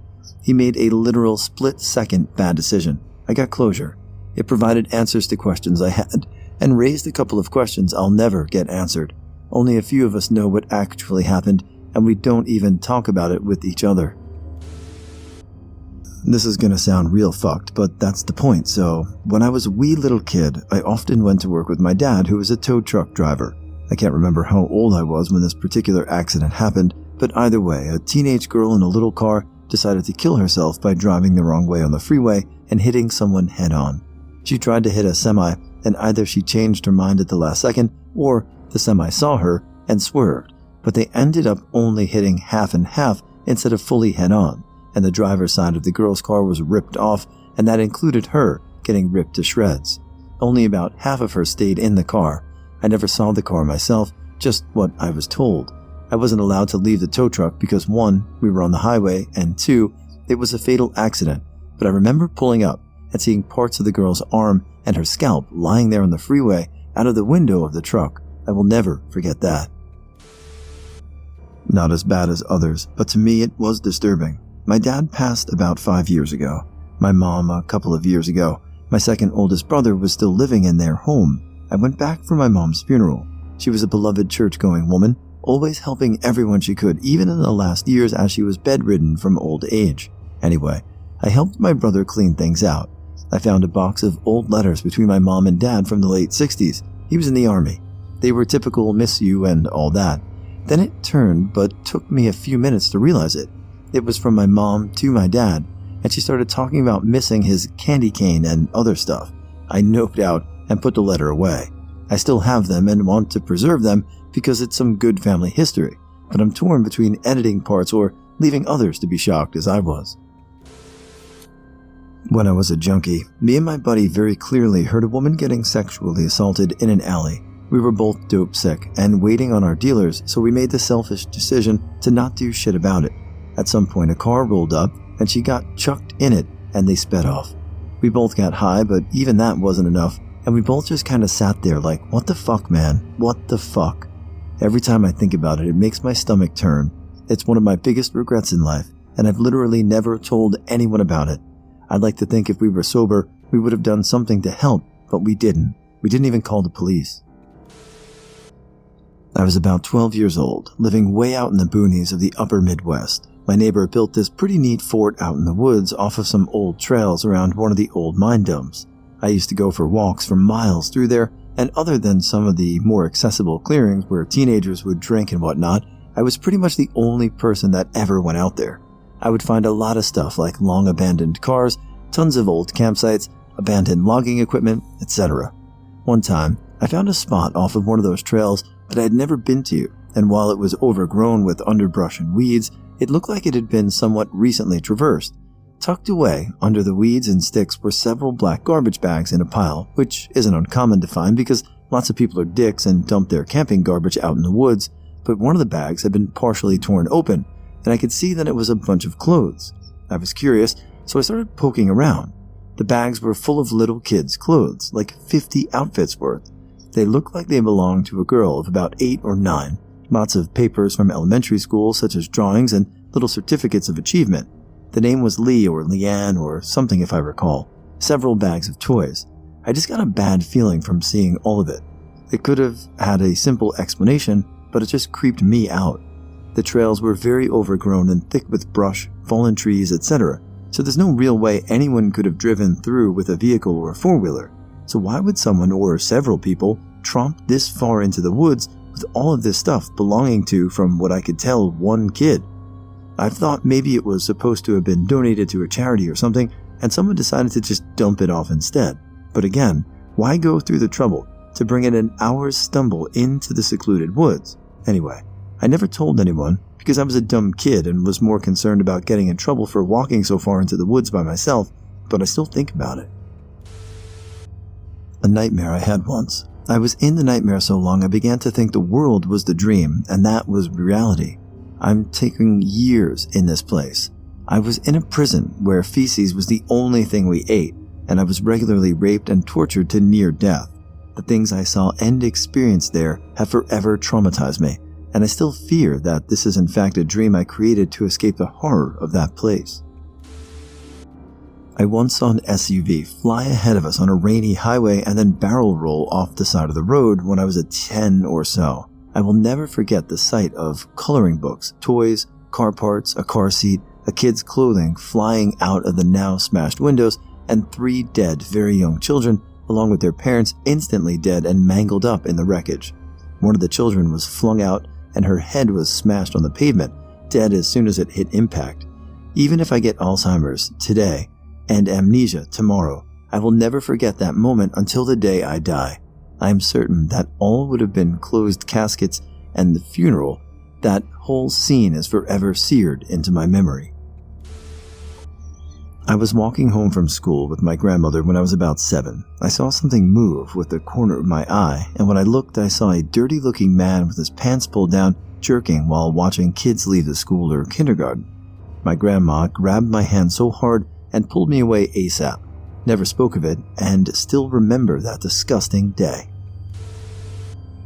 When I was in freshman year of high school, I started over. Basically, we moved from the Midwest to the Pacific Northwest, and I was having my first experience alone with public transportation. The bus is big enough here that it's not as filthy and grimy and nasty as public transportation is often displayed, even though I've had my fair share of creepy dudes forcing me to move my bag and trapping me in the seat by the window with their bodies, and that one old dude who rubbed up against my side and sang for me until a homeless man, who sounded and smelled quite drunk, sitting 3 rows behind us, told the guy to leave me the fuck alone because I was only sitting there quietly to be polite, and he needed to get the fuck off at the next stop.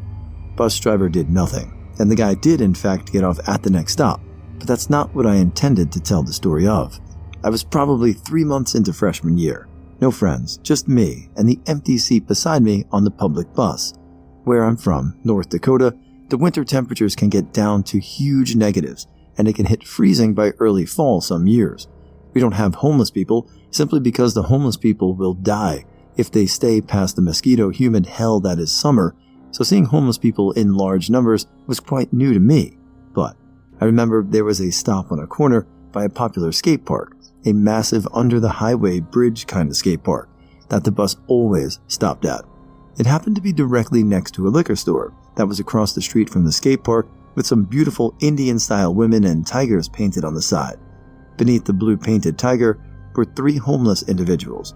One was a man, probably mid-40s, laying in a sleeping bag. On quite a warm day, wearing heavy clothing, I would assume he'd gone to sleep in overnight. One was a lady who'd I describe as tweakerish, very thin, sickly-looking, twitchy, messy, overgrown brown hair, and skittish. And the third was a man whose face I couldn't see, but he looked to be early 30s, had an overflowing backpack of necessities on his back, was anxiously pacing back and forth in front of the man and woman. The man in the sleeping bag wasn't moving. His face was bright red and bloated, eyes swollen to all hell. He was laying in a position that looked like he'd been comfortably asleep the night before. Granted, it was 3 p.m. the next afternoon. The woman's face was covered in tears, and she was desperately shaking his shoulders, trying to wake him up. None of them called for help. No one at the busy skate park across the street seemed to notice, and the bus driver just drifted past.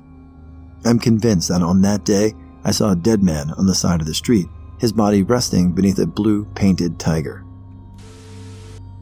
When me and my siblings were getting ready for bed, there was this figure of a tall man in front of my ladder. I sleep on the top bunk of a bunk bed. He was see-through and went through my hand when I tried to make hints to him to leave. He didn't. I just cowered, waiting for him to leave. He never did. When my little sister turned off the light, he was still there, but now he moved. Now he was at my bedside, his head almost touching the ceiling, just staring at me. Nothing bad happened the next day. All I had that night was irrelevant nightmares that I think were brought on by the fear that I fell asleep with. I'm an avid hiker, spend as much time out in the forest as possible, and I always make sure I go with someone else as I live in mountain lion country. One day, I wasn't feeling so mentally good and needed a break from everyone for a bit. I went to a somewhat busy trail, so I knew there would be other people around if I needed help. I was the only car in the parking lot. About halfway through the hike, I passed another guy leaving. He was nice, said hello as I passed. When I was coming back, I passed by a large rock, absolutely coated in blood, which wasn't like that originally. It Guy was nowhere to be found, and the fact I had only car there finally clicked. I'm still not sure if what I saw was real or not, but it still sits heavily in the back of my mind. Generally, working hospice, most deaths are quite peaceful and beautiful. However, I have one that the nurses and I still don't talk about. Older gal started coughing up bright red blood, just pouring from her mouth. Watched the color drain from her face as it kept coming, and watching her try to gasp for air. It was like a horror movie, so much blood. The only closure on that one is myself and a CNA were able to get her all cleaned up before family arrived, and they didn't have to watch it. The panic in her eyes and so much blood running out of her mouth, ugh. I was fairly young, riding horses out of this racing stable that also boarded horses. The racing industry is shitty and questionable, but this place was fine. We had a number of deaths and could not figure out why. We thought it was something toxic in the grain, which should have been fine. It was pretty top-notch, but shit happens. We had a vet come out and do a field necropsy on a horse, which I was fine with, but I don't think most people would like to see. This particular guy had overeaten, colic, torsion, death. The place really was a clean ship, but we went nuclear, and he was the last one. When I was 15, I joined my high school swim team and was nowhere near mentally prepared for it. Waking up at 5 a.m. 5 days a week and at 7 a.m. on Saturday. We did an hour in the morning on weekdays, then went to school, then 3-hour practice. So that means weekdays we practiced 4 hours total every day. Saturday was just 3 hours straight. 3-month-long season in really cold winters. Also was super skinny, so was constantly cold in the pool. Because of that, I was so depressed and just hated literally everything in life. I'm talking the only things I liked were sleeping because it passed time. I want the season to be over and playing Skyrim. One day, I was thinking that I didn't want to be an adult, so if nothing of significance happened to me by 18, I was going to kill myself. I kept this pact for a while. Luckily, I'm fine now though. Was driving home after stopping by my friend's house to pick up some grass. The main road headed toward my house and backed up with traffic, which was rare. Eventually, I came upon a crash site where people were just driving around the wreckage to get to wherever they were going. There was a white Subaru hatchback smashed to pieces and a large 18-passenger van off the side of the road. I looked over to the right, and some people were running around while calling 911, I assume. Just nearby, there laid the bodies of 2 African-American men. I know at least one of them had been dead a few minutes because his dark complexion was turning ghostly white. The other man was barely clinging to life, barely breathing. They had been ejected from the Subaru when the van smashed into the side of them when it lost traction, going about 50 miles per hour down the road. There's still a memorial on the side of the road today in front of the building where the people were running around. Needless to say, I sobered up pretty quickly. True story. I'm just going to leave an NSFW warning here. So, there was this Discord server that for a long time was pretty chill, but at one point shit started getting really bad. People not wanting to listen to the moderators getting stricter as a result, and things started to get shut down one by one, channels and such. Because of this, people started posting more and more out there things in the mad rush, one of which looked like an innocent SpongeBob video. I thought, why not? Let's check it out. Bad idea. The SpongeBob stuff plays for a few seconds, all fine and dandy. Then, it takes a hard cut to someone cutting their dick off with a kitchen knife. As a 16-year-old boy, it was incredibly scarring. I think the worst part of it was that at first, I couldn't tell what the hell was going on. A knife on a cutting board? A dude with no shirt? Weird crunching noises? It was fucking horrible, because I focused so hard to figure out what was going on. Then the second I figured it out, I wanted to throw up 6 times over. What's the most eerie, unsettling thing you've encountered while hiking and/or in the woods? Grew up living in rural Arkansas. I lived right on the edge of town at one point, and a buddy's house was a few miles away. Quickest way to get there was walk along the train tracks. So I'm walking to his house one night, and it's dark, like dark. Wasn't a moon out, and there's nothing on either side for a good while but dense woods. It's not unusual to hear things running around, and for the most part they're harmless. But when it's pitch black and middle of the night, you don't think harmless. I'm crunching along on the gravel when I hear something crashing through the woods off to my left. I stop walking to listen, and it stops after a second. I start walking along again, and something starts rushing through the brush, and I hear it crunch through the gravel right in front of me and stop what sounds like a few feet away. I froze, and am just trying to see anything when I hear a loud snort, and it crunches off in the woods again. An hour later, while I'm sitting in a house with lights on everywhere, I thought about how I wish it was daylight so I could see how close the deer came to me. At the time it happened, all I could think was, this is it. This is how I die. Some horrible monster is about to drag me into the woods and eat me. More of a recurring experience, hearing sounds near my tent in the middle of the night in the middle of nowhere. My experience and knowledge of the area might tell me that it's an animal, but my ears might be 100% convinced that it's the footsteps of another man walking up to my tent. It's like having a bad trip on drugs. Take some mental gymnastics to get through. Definitely my least favorite part about solo hiking. Oh boy, I have one. Okay, so me and my family were hiking along a trail during our camping trip and promptly got lost. In our attempt to get back to the road, we stumbled upon a really weird place with stick walls, a tarp tent, a deer carcass in a fire pit, a large "Do Not Enter" sign, and a bunch of other creepy things. We found it odd, but left and went back to the campsite. When we told the family we were staying with, they got really quiet and asked, "But he didn't see you, did he?" We said no, and they were really relieved and said to never go back. They would not elaborate, and just said he was not fond of strangers. Creepy as hell. The walking things that follow you. Almost every day, my friend and I used to walk in the woods by his place. When walking, we'd hear the sounds of footsteps alongside us, behind us, ahead of us, all around. It sounded like people walking in the woods. If we stopped walking, the sound of steps would stop. If one of us walked and the other stood still, there was no sound of footsteps. We had to both walk. This went on for years. We'd stand still and look everywhere and see nothing but the trees. Take a few steps, and we'd immediately hear people walking around us. One day, we were walking down the road instead of in the woods, and we heard the same noise of footsteps from the woods. We looked into the woods, and there was a little tiny bird. It was hopping in the leaves at exactly human walking pace. 2 years of worry for a 4-inch tall hopping bird. They didn't live in my woods, but they were all over his woods. It was nice to solve a problem with a happy ending. I don't know if this counts because it was staged, but when our groups of families would go camp, the adults had a tradition where they would do a scary hike or something like that. One of the dads would go off and pretend to be a monster or something to put on a show for the older kids.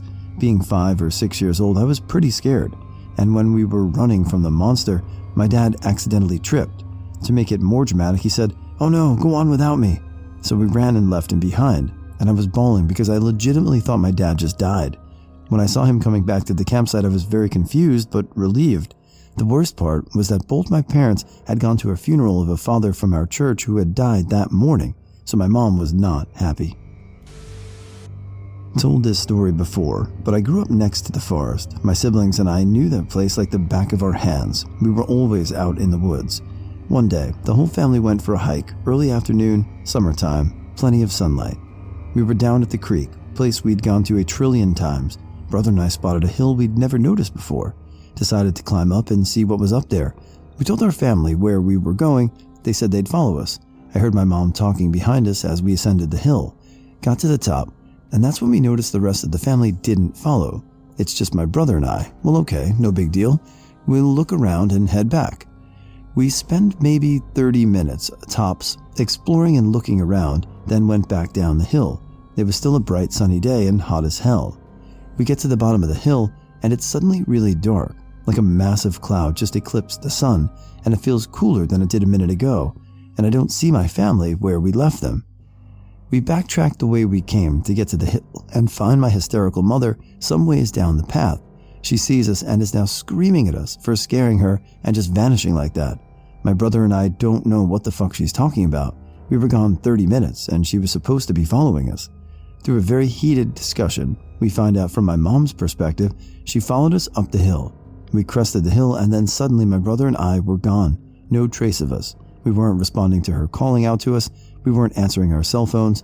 Mom, her husband, and my other brother spent all afternoon searching for us, walked miles of woods yelling our names, and as it was now 8 p.m., they were getting ready to call the police because they thought something serious happened to us. Somehow, my brother and I went up the hill in the early afternoon, did not leave the hill, spent 30 minutes exploring, then came back down, but lost several hours in the process with no memory of how that happened. My mom says she looked all over the hill for us, and despite never leaving the hill, we never saw or heard each other. Neither of us had any missed calls on our phones, but my mom's phone showed multiple missed calls to us. We weren't muddy or cut up, weren't particularly thirsty or hungry, so there's no way we wandered off the sides of the hill as it was mud and briars. No real evidence that we'd walked any further than the top of the hill and back. Just somehow poofed out of existence for a few hours. The next time we went back to the creek, the hill was gone. Hiked all over looking for it, but never found it. I have no logical explanation for the experience. Animals and people never really freaked me out in the woods, but spontaneously getting lost without a trace for 6+ hours really freaked me out. One minute you're hiking, the next you're just gone. I watched this story on YouTube actually. I was diving down a rabbit hole and came across this show from the early 90s that had paranormal stories. I usually don't get freaked out watching this sort of stuff at 2 p.m. during the day, but this one got me. I can't seem to find the video as data didn't save for me. If I find it again, I will post it. This man was driving home when his car broke down at night. He went to a local diner to ask where he could get help and was told to walk a mile or so down the road. On the way, a car pulled up beside him with a man offering him a ride. The man said, "I will give you a ride," in a tone that was very high. He gets in. Throughout the journey, they start talking, and the driver starts talking about some celebrity. The man said when he mentioned the person, he said it was the creepiest feeling he'd ever had in his life. The sound of his voice mentioned it was incredibly eerie. So, turns out the driver gave him his card with a number on the back. He owned a restaurant or club. The next day, it was mentioned on the news that the person the driver was talking about had died. He said he was so disturbed by it, he called the number on the back of the card, asking for the driver only to receive angry messages. Eventually, a woman answered and said, "Please don't call here again. Blank was my husband, and he has been dead for the past 2 years." I can't remember how it came up, but he had asked her, had her husband a high voice, and she said, no, he had a very deep voice. How the man had died was by suicide. He shot himself in the throat. Was in the desert camping and took a hike as it was getting dark. Got quite a ways out and turned on my UV light to see if I could find any scorpions. Turned out they found me because by the time I turned my light on, there had to have been 10 within 5 meters of me. Noped out of there real fast while almost pissing my pants.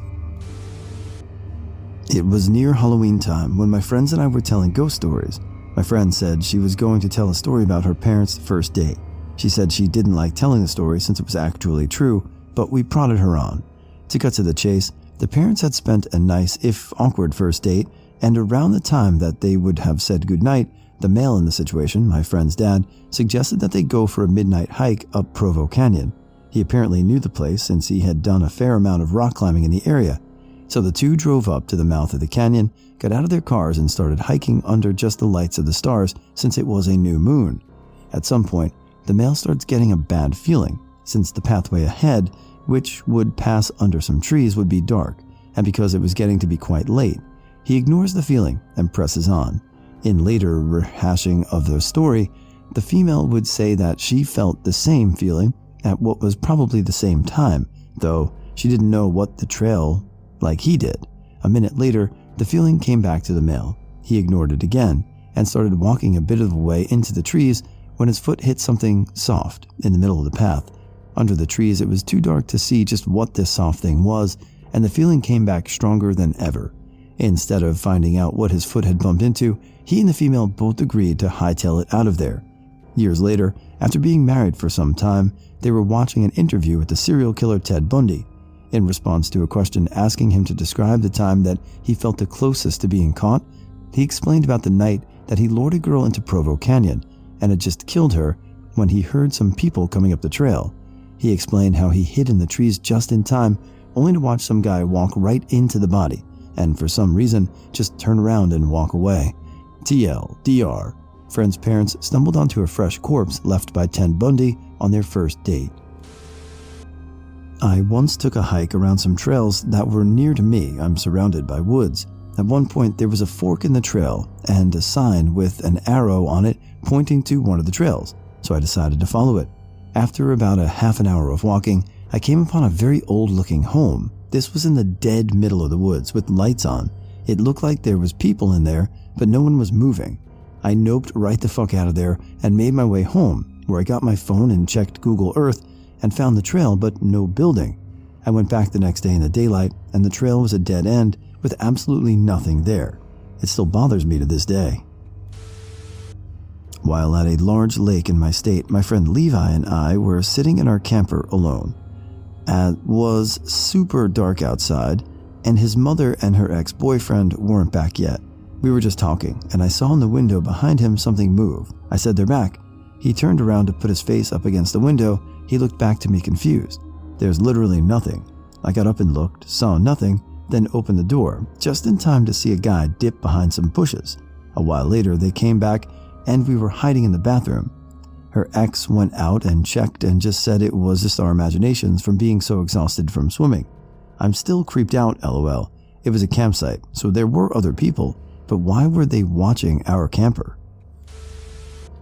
In high school, some friends and I would often cruise the back roads of our small town and break into the abandoned house and use our video camera to capture ghost videos.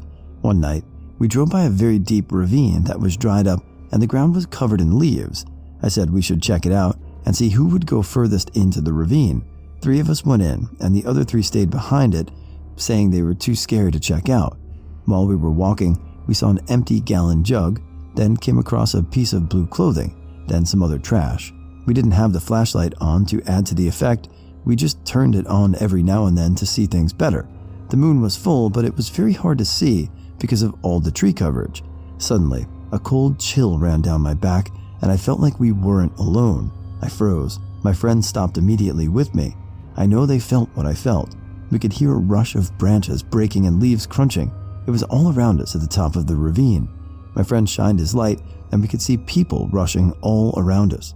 We turned around and ran the way we came, just into darkness. I'm so amazed none of us fell. We got to the car and started pounding on it. We jumped in and I got into the driver's seat and we floored it out of there. We were deep in the woods, about 20 miles from town, but rushed home, and all of us talking at once. We had been warned before by authorities to stay out of the woods, that terrible things happen there, but we didn't listen. Things could have ended much differently for us. We're lucky we made it back home. I was fixing fences with my dad on our farm in the Midwest. Walking through the woods in the middle of the day, we noticed a great horned owl on a branch directly above us, like 12 feet away. We slowly kept working and keeping an eye on it. It followed us for like 30 minutes. It always stayed on limbs directly above where we were. After we fixed the fence, we started walking back to our truck. In a tree directly in our path was a baby owl about the size of a football. In that moment, the adult came to land next to the chick and seemed to snuggle up to it as if to say, "Don't come any closer." We backed away and walked a different route out of the woods. One of the craziest but coolest experiences I've ever had. I was walking my parents' German Shepherd at like 11 at night. They live in a really safe neighborhood and she was pretty aggressive, so I felt safe. It was the dead of winter, one of those nights where the snow is deep, the air is crisp, and everything is so silent. The sky was pretty clear and most of the houses had turned off their lights so you could see stars. We walked past the playground at the nearby elementary school and went to this large field past a short line of trees. In the day, you could see maybe 1 or 2 houses through the trees, but not that night. Just a faint, soft glow that rose up in the distance. The field was tucked into the middle of suburbia, but felt much more open and vast in the night. A big chunk of the field was a pond or marshy area that laid along one side of the path we were taking. I liked trying to pick out constellations there. We were walking. My dog was loving all the outdoor time without other dogs around. I was really enjoying the peace. I'd found Orion's belt. Suddenly, I noticed a red light from the corner of my eye. It was a spot like a laser point in the middle of the frozen marsh. I couldn't remember if it had been there before or if it had just appeared. It wasn't coming from a source through the trees, and the angle of it seemed to be coming from a few feet off the ground. I stopped immediately. The dog didn't notice, even when I called her attention to it. For some reason it felt ominous. I felt like there was someone there, that there was a someone standing in the middle of the frozen ground and holding the light. I was straining to see it in the dark, starting to mentally run through the list of likely reasons for the light that didn't include axe murderers with laser pointers, when I swear to God I saw the light move jerkily, as if a person were holding it and had taken a couple of steps in the snow. The dog was suddenly completely at attention, staring behind us. I whipped my head around to make sure no one was there, but was then convinced the light would get closer while I was looking the other way. So I whipped my head back in that direction. As far as I could tell, the light hadn't moved. I pulled the dog along and she came immediately, which only added to my fear. If she'd seen or smelled a small animal, she would have resisted. She noticed something though, that she was fine with leaving behind. I kept my eye on the red light and my ears open to the sounds of footsteps other than mine or the dog's. The light stayed in place and I didn't hear anything, and we left the field without anything else happening. I went back the next day around noon with the dog just to see. There were people around, kids playing and some people cross-country skiing. I looked out at the marsh to see if there was like a warning light out there or some reflector, but there wasn't anything out there. It felt completely different in the daytime. People enjoying the winter day, houses seemed closer, even the field seemed smaller. I know in reality that I probably freaked myself out unnecessarily, that the dog probably picked up on my fear and was reacting to me instead of something in the field, but it was so freaky when that light suddenly moved. People who swear they've seen a ghost. What's your story? I was at my friend's house one New Year's Eve. It was his grandmother's house originally, and the woman chain smoked like no tomorrow. I woke up early in the morning, smell of a freshly lit cigarette in the air. Thinking he was up and smoking a cigarette, I went downstairs and he wasn't there. I made a cup of coffee and sat down. 2 minutes later, I look over and I swear the little old woman was walking up the stairs and just turned to me. It was, to this day, the trippiest experience I've ever had. I didn't really see it per se. It's more like I captured a photo and felt something. So, I went to the Crescent Hotel in Eureka Springs, Arkansas, which is kind of famous for its haunted history. I went on a ghost tour with my stepfather. My mother and my little brother were back at the hotel, hoping to catch a photo of a little boy in my photo. My stepfather and I decided to take a selfie. Upon returning to the hotel and reviewing the footage, I noticed a man in the background of a photo in Victorian clothing, slightly smiling. Almost a year later, I heard in a podcast about the same hotel, about the same man. Right before we went downstairs on the ghost tour, I felt something brush against my legs. At first I thought it was my leg hair, then I realized that I had shaved my legs the night before. On the first floor, we found out about the hotel cat, whose ghost would reportedly brushed against the legs of people it liked. Was at an old cemetery for my grade 12 trip. Saw a cute stone that was nowhere near any grave markers, so I pick it up and stick it in my pocket without looking at it. I immediately forgot about it. That night I woke up with a feeling of dread, and I glanced over to the corner of my room and saw a figure standing there. I sit up and it doesn't move. I look at it and it's basically a black blob in the rough shape of a human with a white face, like no face from Spirited Away, and black holes for eyes and a mouth. Stare at it for a bit and my heart is pounding. Turn on my lamp and it disappears, and I assume it's just my robe and my sleep-deprived mind and that was it. Fucking nope. Turn off the light again and I feel something at the end of my bed, like someone's sitting on it and they're fucking staring at me. Slept with the light on. This happened on and off every few nights, until the one night, the figure's face was contorted into this look of sheer rage, and it suddenly ran at me. I turned on the light as quickly as humanly possible. That morning, I found the coat that I wore on the grade 12 trip and dug through the pockets. Found the stone, which was smooth and sculpted on one side, a piece of a fucking gravestone. Yeeted that bitch into the woods behind my house, and the nightmares, hallucinations, and ghosts stopped. There are some nights when I walk by there that I get the same feeling of dread.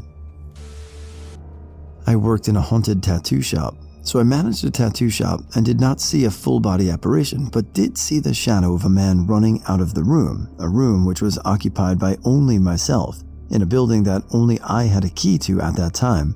I was opening for the day and was in one of 3 back rooms. One was used to sterilize equipment, one was used as a lounge for the owners, and the other was a break room for staff. So I was in the break room putting my purse away before opening for the day, before any of my coworkers had gotten there. I got that weird feeling that I was being watched, and when I turned around, I saw the distinct outline or shadow of what looked like a man run out of the room. Say what you will, I was not on drugs, I was not sleep deprived, nothing was going on with my eyes. There was not any sort of a gas leak. I just saw a shadow person where no other person was in the building with me. just a typical day at the tattoo shop. I have two stories about ghosts. The first one takes place when I was pretty young and living with my boyfriend who worked at an antique store. He would often bring things he found interesting home, so when he brought home a large painting of a landscape he liked, it wasn't really weird. But not too long after that, my cat began acting weird. He refused to go into the living room anymore, where the painting was sitting. He started hiding under my bed, and when he felt like he had to go get his food or water, he would walk out into the kitchen, crouch down, and did what he had to quickly, then retreated back. It went on for a few days, and I just thought it was weird cat things, but eventually we moved the painting into the bedroom and placed it in the closet in front of the bed. That night I had my first ever experience, which I later learned was sleep paralysis. When I opened my eyes, I saw a cat jump in front of me. Not my cat, just a random one. Then it ran toward the closet doors. When I was finally able to lift my head, I saw the figure of a woman standing there staring at me. Then she turned and disappeared toward the painting. We quickly got rid of it, and the cat went back to normal. My second ghost story takes place about a decade later, and is more of a feeling than having seen anything. I started working at a restaurant, and during the tour by the manager, we went into the basement. I got an uneasy feeling, but because I was new and really excited about the job, I didn't say anything, and just chalked it up to me being weird. Time went by after I started working there, and every time I had to go into the basement to retrieve something, I kept getting weird, uneasy vibe. It wasn't until months later, someone brought up the ghosts living in the restaurant, and the staff were telling their stories about weird things happening during their shifts. So I chimed in about how I knew something was up because I always felt weird going into the basement. Then the manager looked at me with a very serious face and said to me, "Oh no, that's not a ghost. That's something else down there, something evil." I didn't spend much time down there after that, lol. It was like when I was 6. I was trying to sleep in my bed, and I remembered the ghost story that my cousin told me, and I was scared. I pulled the bedsheet over my head, and I can feel something on top of me. I thought it was my cat, but when I uncovered myself, I saw a silhouette of a person. It kind of looked like those enemies in Superhot. Not me, but my mom. She grew up partly in a city in England called Chester, what was once intended to be the Roman capital of the country. Near what's now the amphitheater excavation site, there's an old ruined abbey, one of a few in the city actually, and at one point where she and her mates were hanging around there one evening and she saw the ghost of a monk. Apparently none of her friends saw it, but she could see him as clear as if he was alive. I think she mentioned seeing ghosts on other occasions, but this is the only story I specifically remember her telling me. One day, I was cleaning up my sister's dorm room, and there was an Ethernet cable from downstairs that leads upstairs. I grabbed the Ethernet cable and somebody was yanking it from the other end. It was for sure not stuck or being pulled by a rat, nor was it my sister. It was someone playing tug-of-war versus me. After a few minutes, I was able to retrieve the cable, and then I was sitting in front of this wiggly, wavy mirror, and a girl was standing behind me. I was not scared, but it was certainly some sort of spirit or ghost. I shut my eyes in hopes that it would go away. After a few minutes, my sister went upstairs, and I ran towards her to tell her what happened. I'm a resident doctor, and our call rooms are built in an old wing of the hospital that used to be an ICU, where many patients have died over the years. One of the other residents had mentioned the call rooms being haunted. One night, while I was on a 24-hour call shift, I went to the call room and tried to get some sleep since I hadn't got any new consults for a while. I wake up because I felt something tugging at my feet, and I see what looks like Uncle Fester from Addams Family sitting at the foot of my bed. The thing is, I was too tired to give a shit and fell back asleep. But looking back, I probably would have been scared if I wasn't on a 24-hour shift. My great-grandpa had passed a few years prior, and I was at my grandma's house watching TV. In the end of her bed, my grandma was sleeping in the living room. It was in the middle of the day. My uncles were in their rooms, and from the corner of my eye, I see my great-grandpa coming into her room, the room where I was watching TV, and he went to lay down in her bed. I was scared. I went to wake up my grandma to tell her. My girlfriend and I were driving back to her parents' house when I was probably 17 or 18. We went down this one road and she screamed for me to swerve. I figured she'd seen a deer. When I turned my head, I seen a woman dressed in white pushing a white bassinet. She was also holding a boy's hand, and he was wearing white. They weren't in my rear view. I've had multiple paranormal experiences, from hearing a little girl at night, door opening and closing by itself, and I've seen a ghost as I was going downstairs. It was hard to see, but it had a blue dress and it disappeared halfway. I don't know if this counts because I didn't exactly see anything. Me, my sister, and cousin were at my cousin's house, and we were in her room, which is where an old woman died. We always joke about ghosts in her house because there's always stuff happening there, and it's creepy, like being shoved through the shower curtain while in the shower when everyone is downstairs, or my cousin was on FaceTime and I could hear a man's voice calling her, but when she asked her dad if he was shouting his name, he wasn't, or hearing kids playing and laughing and running upstairs when my younger cousin is asleep in bed. So we were sat on the floor and made a crappy Ouija board, and then I said, "Is there anyone there? Tell us." And then there was knocking on the walls. We absolutely shat ourselves, and it couldn't have been anyone else because they were downstairs and the house is a detached LMAO.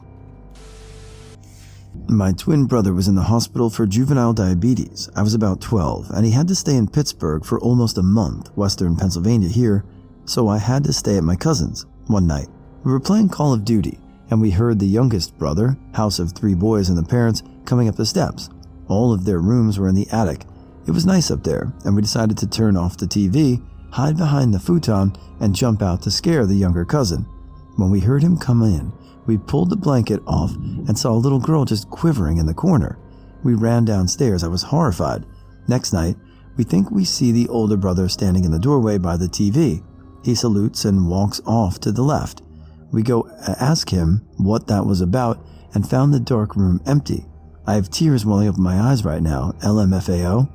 I'm now a psychology major and still not very superstitious. Anyways, we finally told the parents. They said they knew the house was haunted.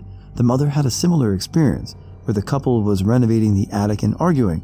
My aunt decided to sleep upstairs in the attic and my uncle slept downstairs.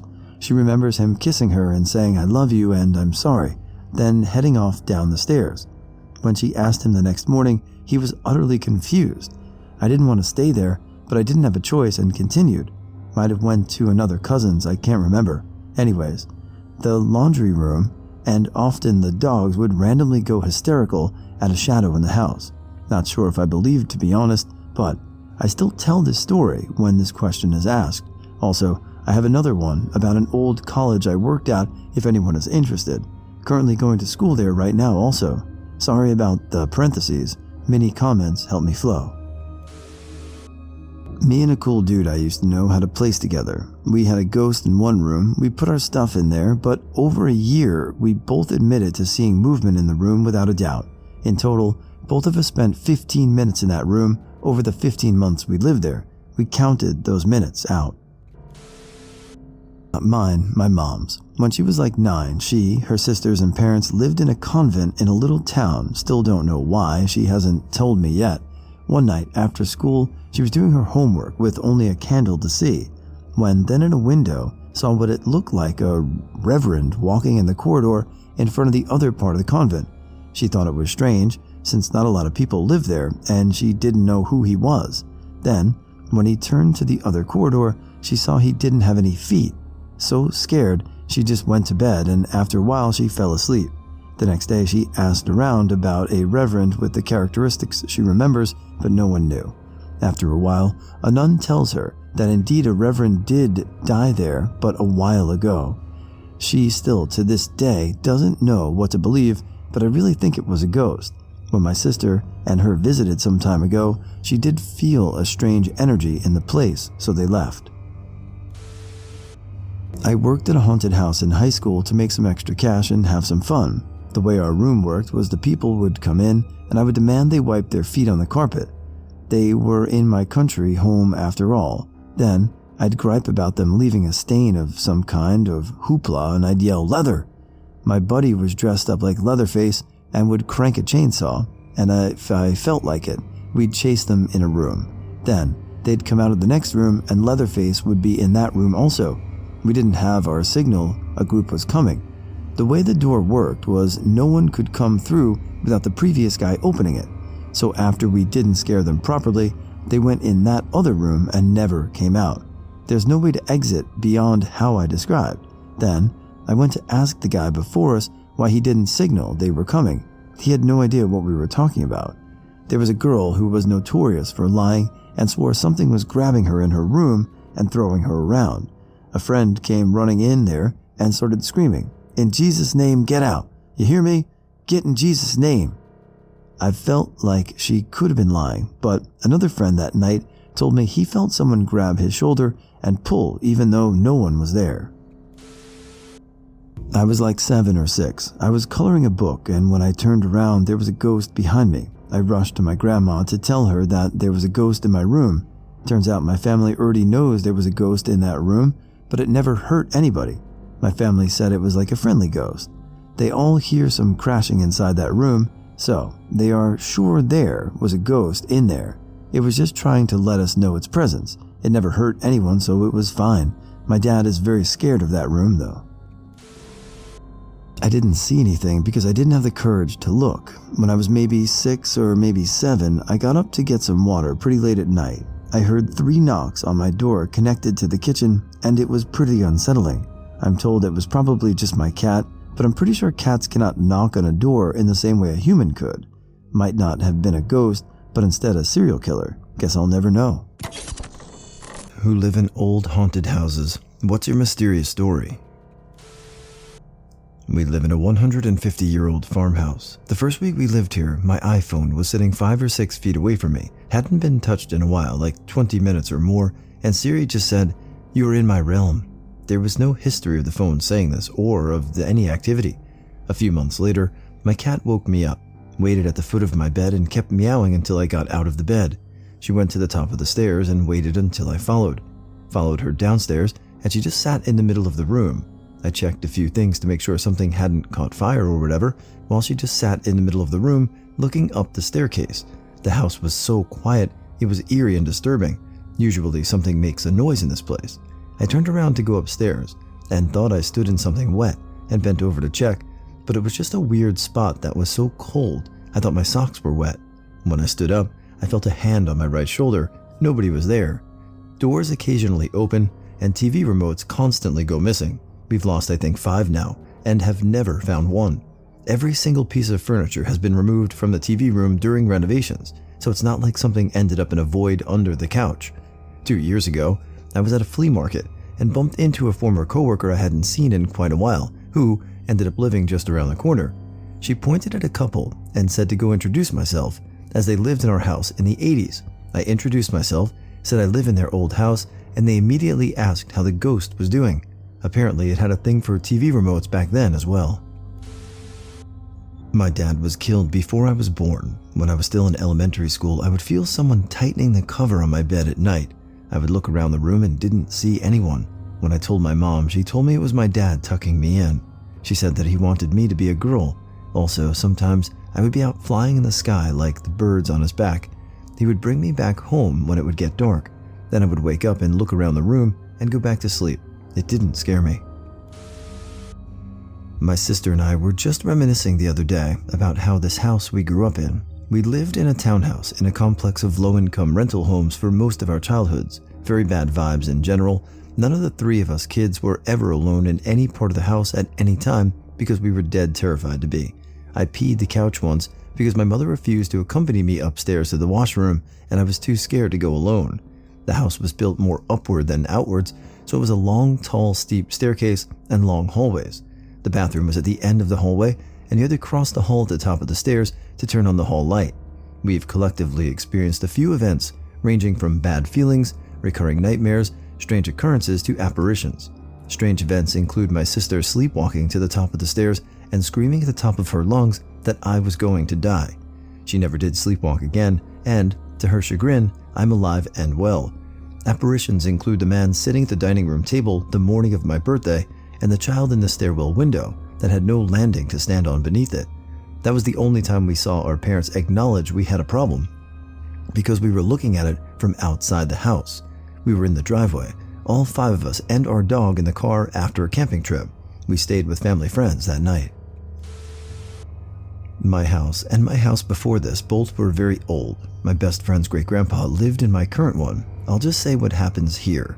Every day at 2:30 p.m. to 3 p.m., I'll hear banging underneath my floorboards as if someone is under the house and trying to get help or trying to get me underneath to kill or kidnap me.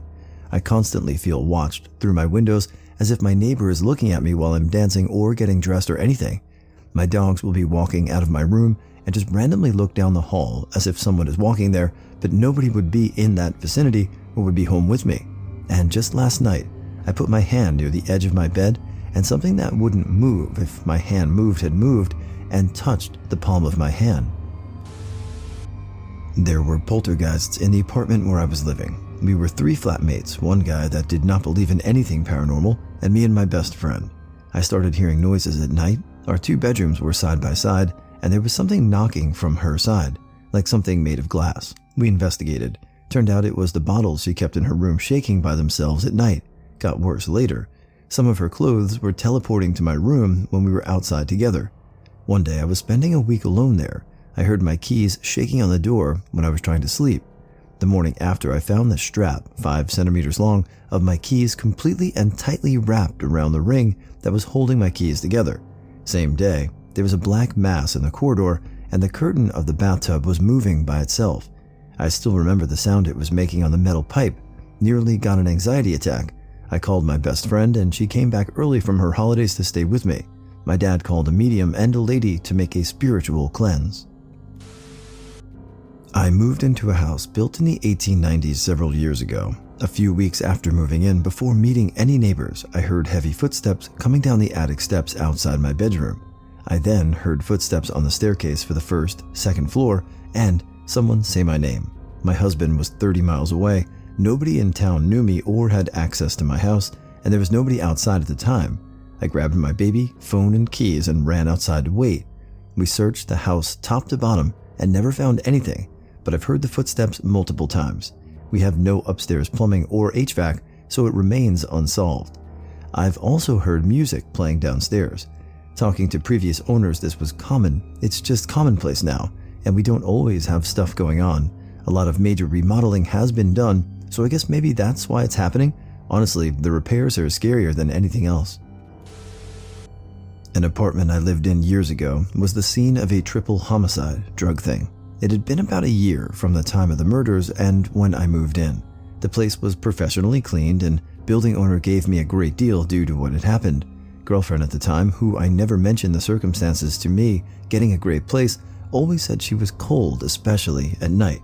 It could be dead of summer, and if she slept over, she would be under a blanket while I was on top of the covers sweating like a dog. She bought a candle from a Botanica and lit it because she said something bad must have happened there. I never told her about the killing.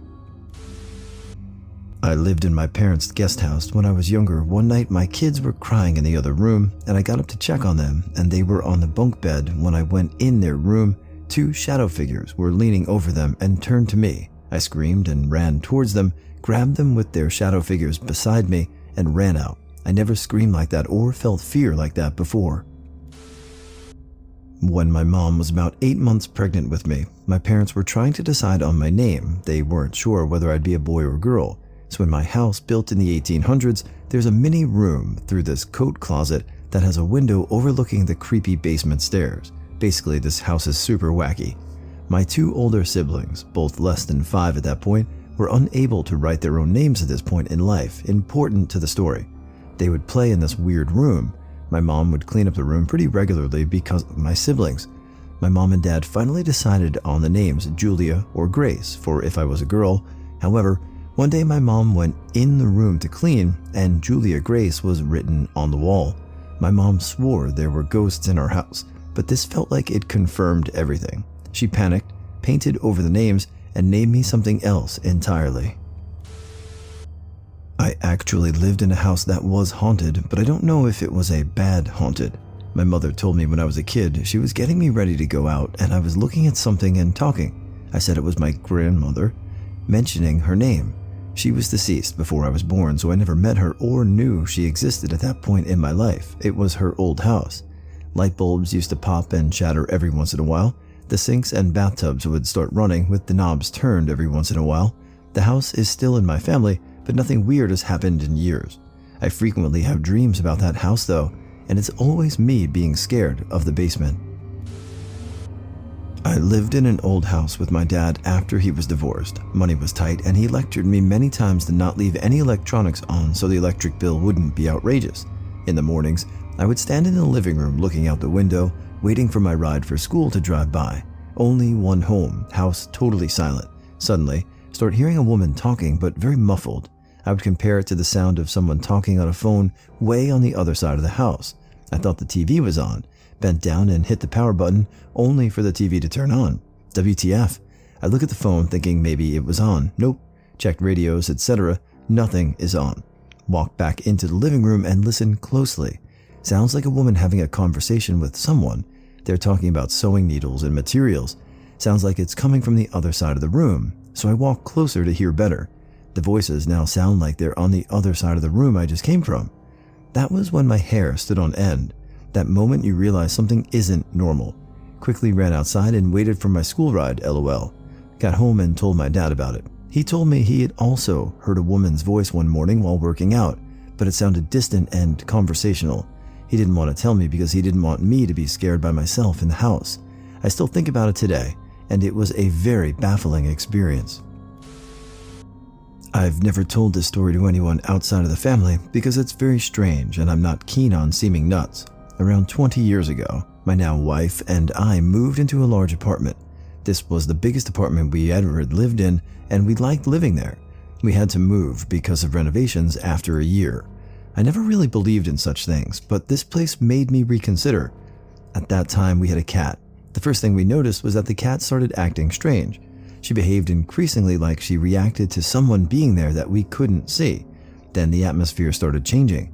We could see the hallway from the living room, and quite often we could feel someone walking from end to end and back. We only saw this as a shadow that disappeared when we turned to look. We also felt a strange presence, but we couldn't explain it. After a while, it escalated. A couple of very strange episodes with the cat was the beginning of a period with more activity. The living room and the hallway was separated by two big double doors with panels of glass. The doors were never closed. One time, when the cat was walking from the hallway to the living room, she suddenly stopped on the threshold between the rooms like she was totally frozen. Her eyes were huge and panicked, and it looked like she wasn't able to move, like she didn't understand that the doors were open. I really can't explain it. She stood that way for minutes, absolutely frozen still. We tried to talk to her, but no reaction. She never did that again. Another time, the cat was sleeping on a shelf in the living room. Suddenly, she woke and hissed and stared at someone. Then she calmed down. What I still have difficulty believing in is that we both saw that it looked like someone stroked her fur repeatedly for several minutes. It also looked like she could see someone doing this because her eyes followed something that wasn't there. A lot of other smaller incidents happened, but two of those were really frightening, and we actually at that time considered moving. These two happened in the same night. One night, after we went to bed, we noticed an intense burning smell. A few times before, we had noticed a faint burn smell when we were in the living room, but didn't really think about it. We went into the living room and the smell came from behind the TV. The smell became stronger and stronger, so we pulled everything out from all the sockets in the living room and waited to see if it stopped. It didn't. The smell became stronger and stronger, and after a while, we started coughing. The smell spread in the whole apartment. We began searching online what it could be, and we became worried about a fire in the electrical system inside the walls starting behind the TV. We couldn't go to sleep, and it was over midnight. We tried to find an electrician, but it was easier said than done to find someone at night. It never occurred to us before after to call the fire department. We finally found one in the early morning after a night of no sleep. He said that it wasn't anything wrong, something he found strange as he smelled what we did. After this, the smell only came back much fainted when we watched TV. So we started to say, "Stop kidding," and it fainted more and more. But what was even more horrible was something that happened the same night while we waited. Our bedroom was next to the living room. We lay down to relax for a while when we waited for the electrician to arrive. Then, suddenly a loud scraping noise and a huge bang came from the living room. We stormed into the living room to see what it was. A huge chandelier had fallen off the top of the bookcase it stood on. It hadn't just fallen. It lay on the floor 3 meters from the bookcase, like it was tossed with force. When I realized it wasn't the cat because she was on the bed with us when it happened, I must admit that I felt that my sense of reality was shattered instantly. I felt I was dreaming or in a nightmare or something, because that just wasn't possible. It was absolutely horrifying. It was a night of horror. We never got an explanation, and after a while, we had to move anyway because of bathroom renovation. After we moved, we tried to find out about the history of the area. We only found that it had been a huge farm on the exact place where the building stood on from ancient times. It was also known for having a special kind of vegetation as the only place in my country. We never experienced something like this in other places we have lived. I don't live in an old house. I live in an apartment building that is 11 years old. There's a ghost in my apartment. Don't experience it very often, but on occasion it will turn on my iPod. Occasionally there will be scratching coming from the craft room door, and every now and then you'll hear a growl. Once saw what seemed to be a small white dog dash behind my sofa. I checked and both of my doggos were sleeping on a chair on the other side of the room. I used to live in an old farmhouse with my parents. It was about 300 years old and had been working farm at one stage as well as a pub and eventually a family home. Although it was pretty rural, it was situated next to a church, in the graveyard of which the previous owners and their young 7 to 8-year-old, when she died, daughter were all buried. It had been empty for around 30 years when they bought it, so needed complete renovating. Some info for context. The stables were converted into the kitchen diner with a bar above. The other part of the house was over 3 stories, the top of which was converted into a large landing, bedroom, and a bathroom as a bit of a guest suite. A lot of things happened in this house. Nothing serious, but still spooky enough for me to believe it was definitely haunted. I'll try to make them brief. My aunt and young cousin, maybe about 2 at the time, were staying one night and slept in the guest suite. The morning after my cousin was playing in the bedroom, she suddenly stopped what she was doing and pointed over to the corner and asked, "Who's that, Mummy?" To which my aunt replied, "No one is there," only for my cousin to ask again. A few people, including my nan and a few friends, none of whom knew about any spooky goings-on at the time, have said that they felt someone sitting on the bed with them in that guest suite. My nan eventually refused to sleep in that room anymore when she came to visit. We had a dog at the time who would often stare at the ceiling and bark, which he had never done in any previous house or ever did since moving out. She also would never venture up to the 3rd floor. My bedroom was directly at the bottom of the stairs to the 3rd floor, and my door would regularly rattle at night, no windows open, etc., to the point where it would often keep me awake. I also didn't realize until after moving out and sleeping soundly that I used to have nightmares of something on my bedroom ceiling. They only happened when living in that house. I can't describe what it was, but it didn't feel friendly. I would also often have that feeling like someone is behind you. I can't think of any more at the moment, but I'm sure there are more.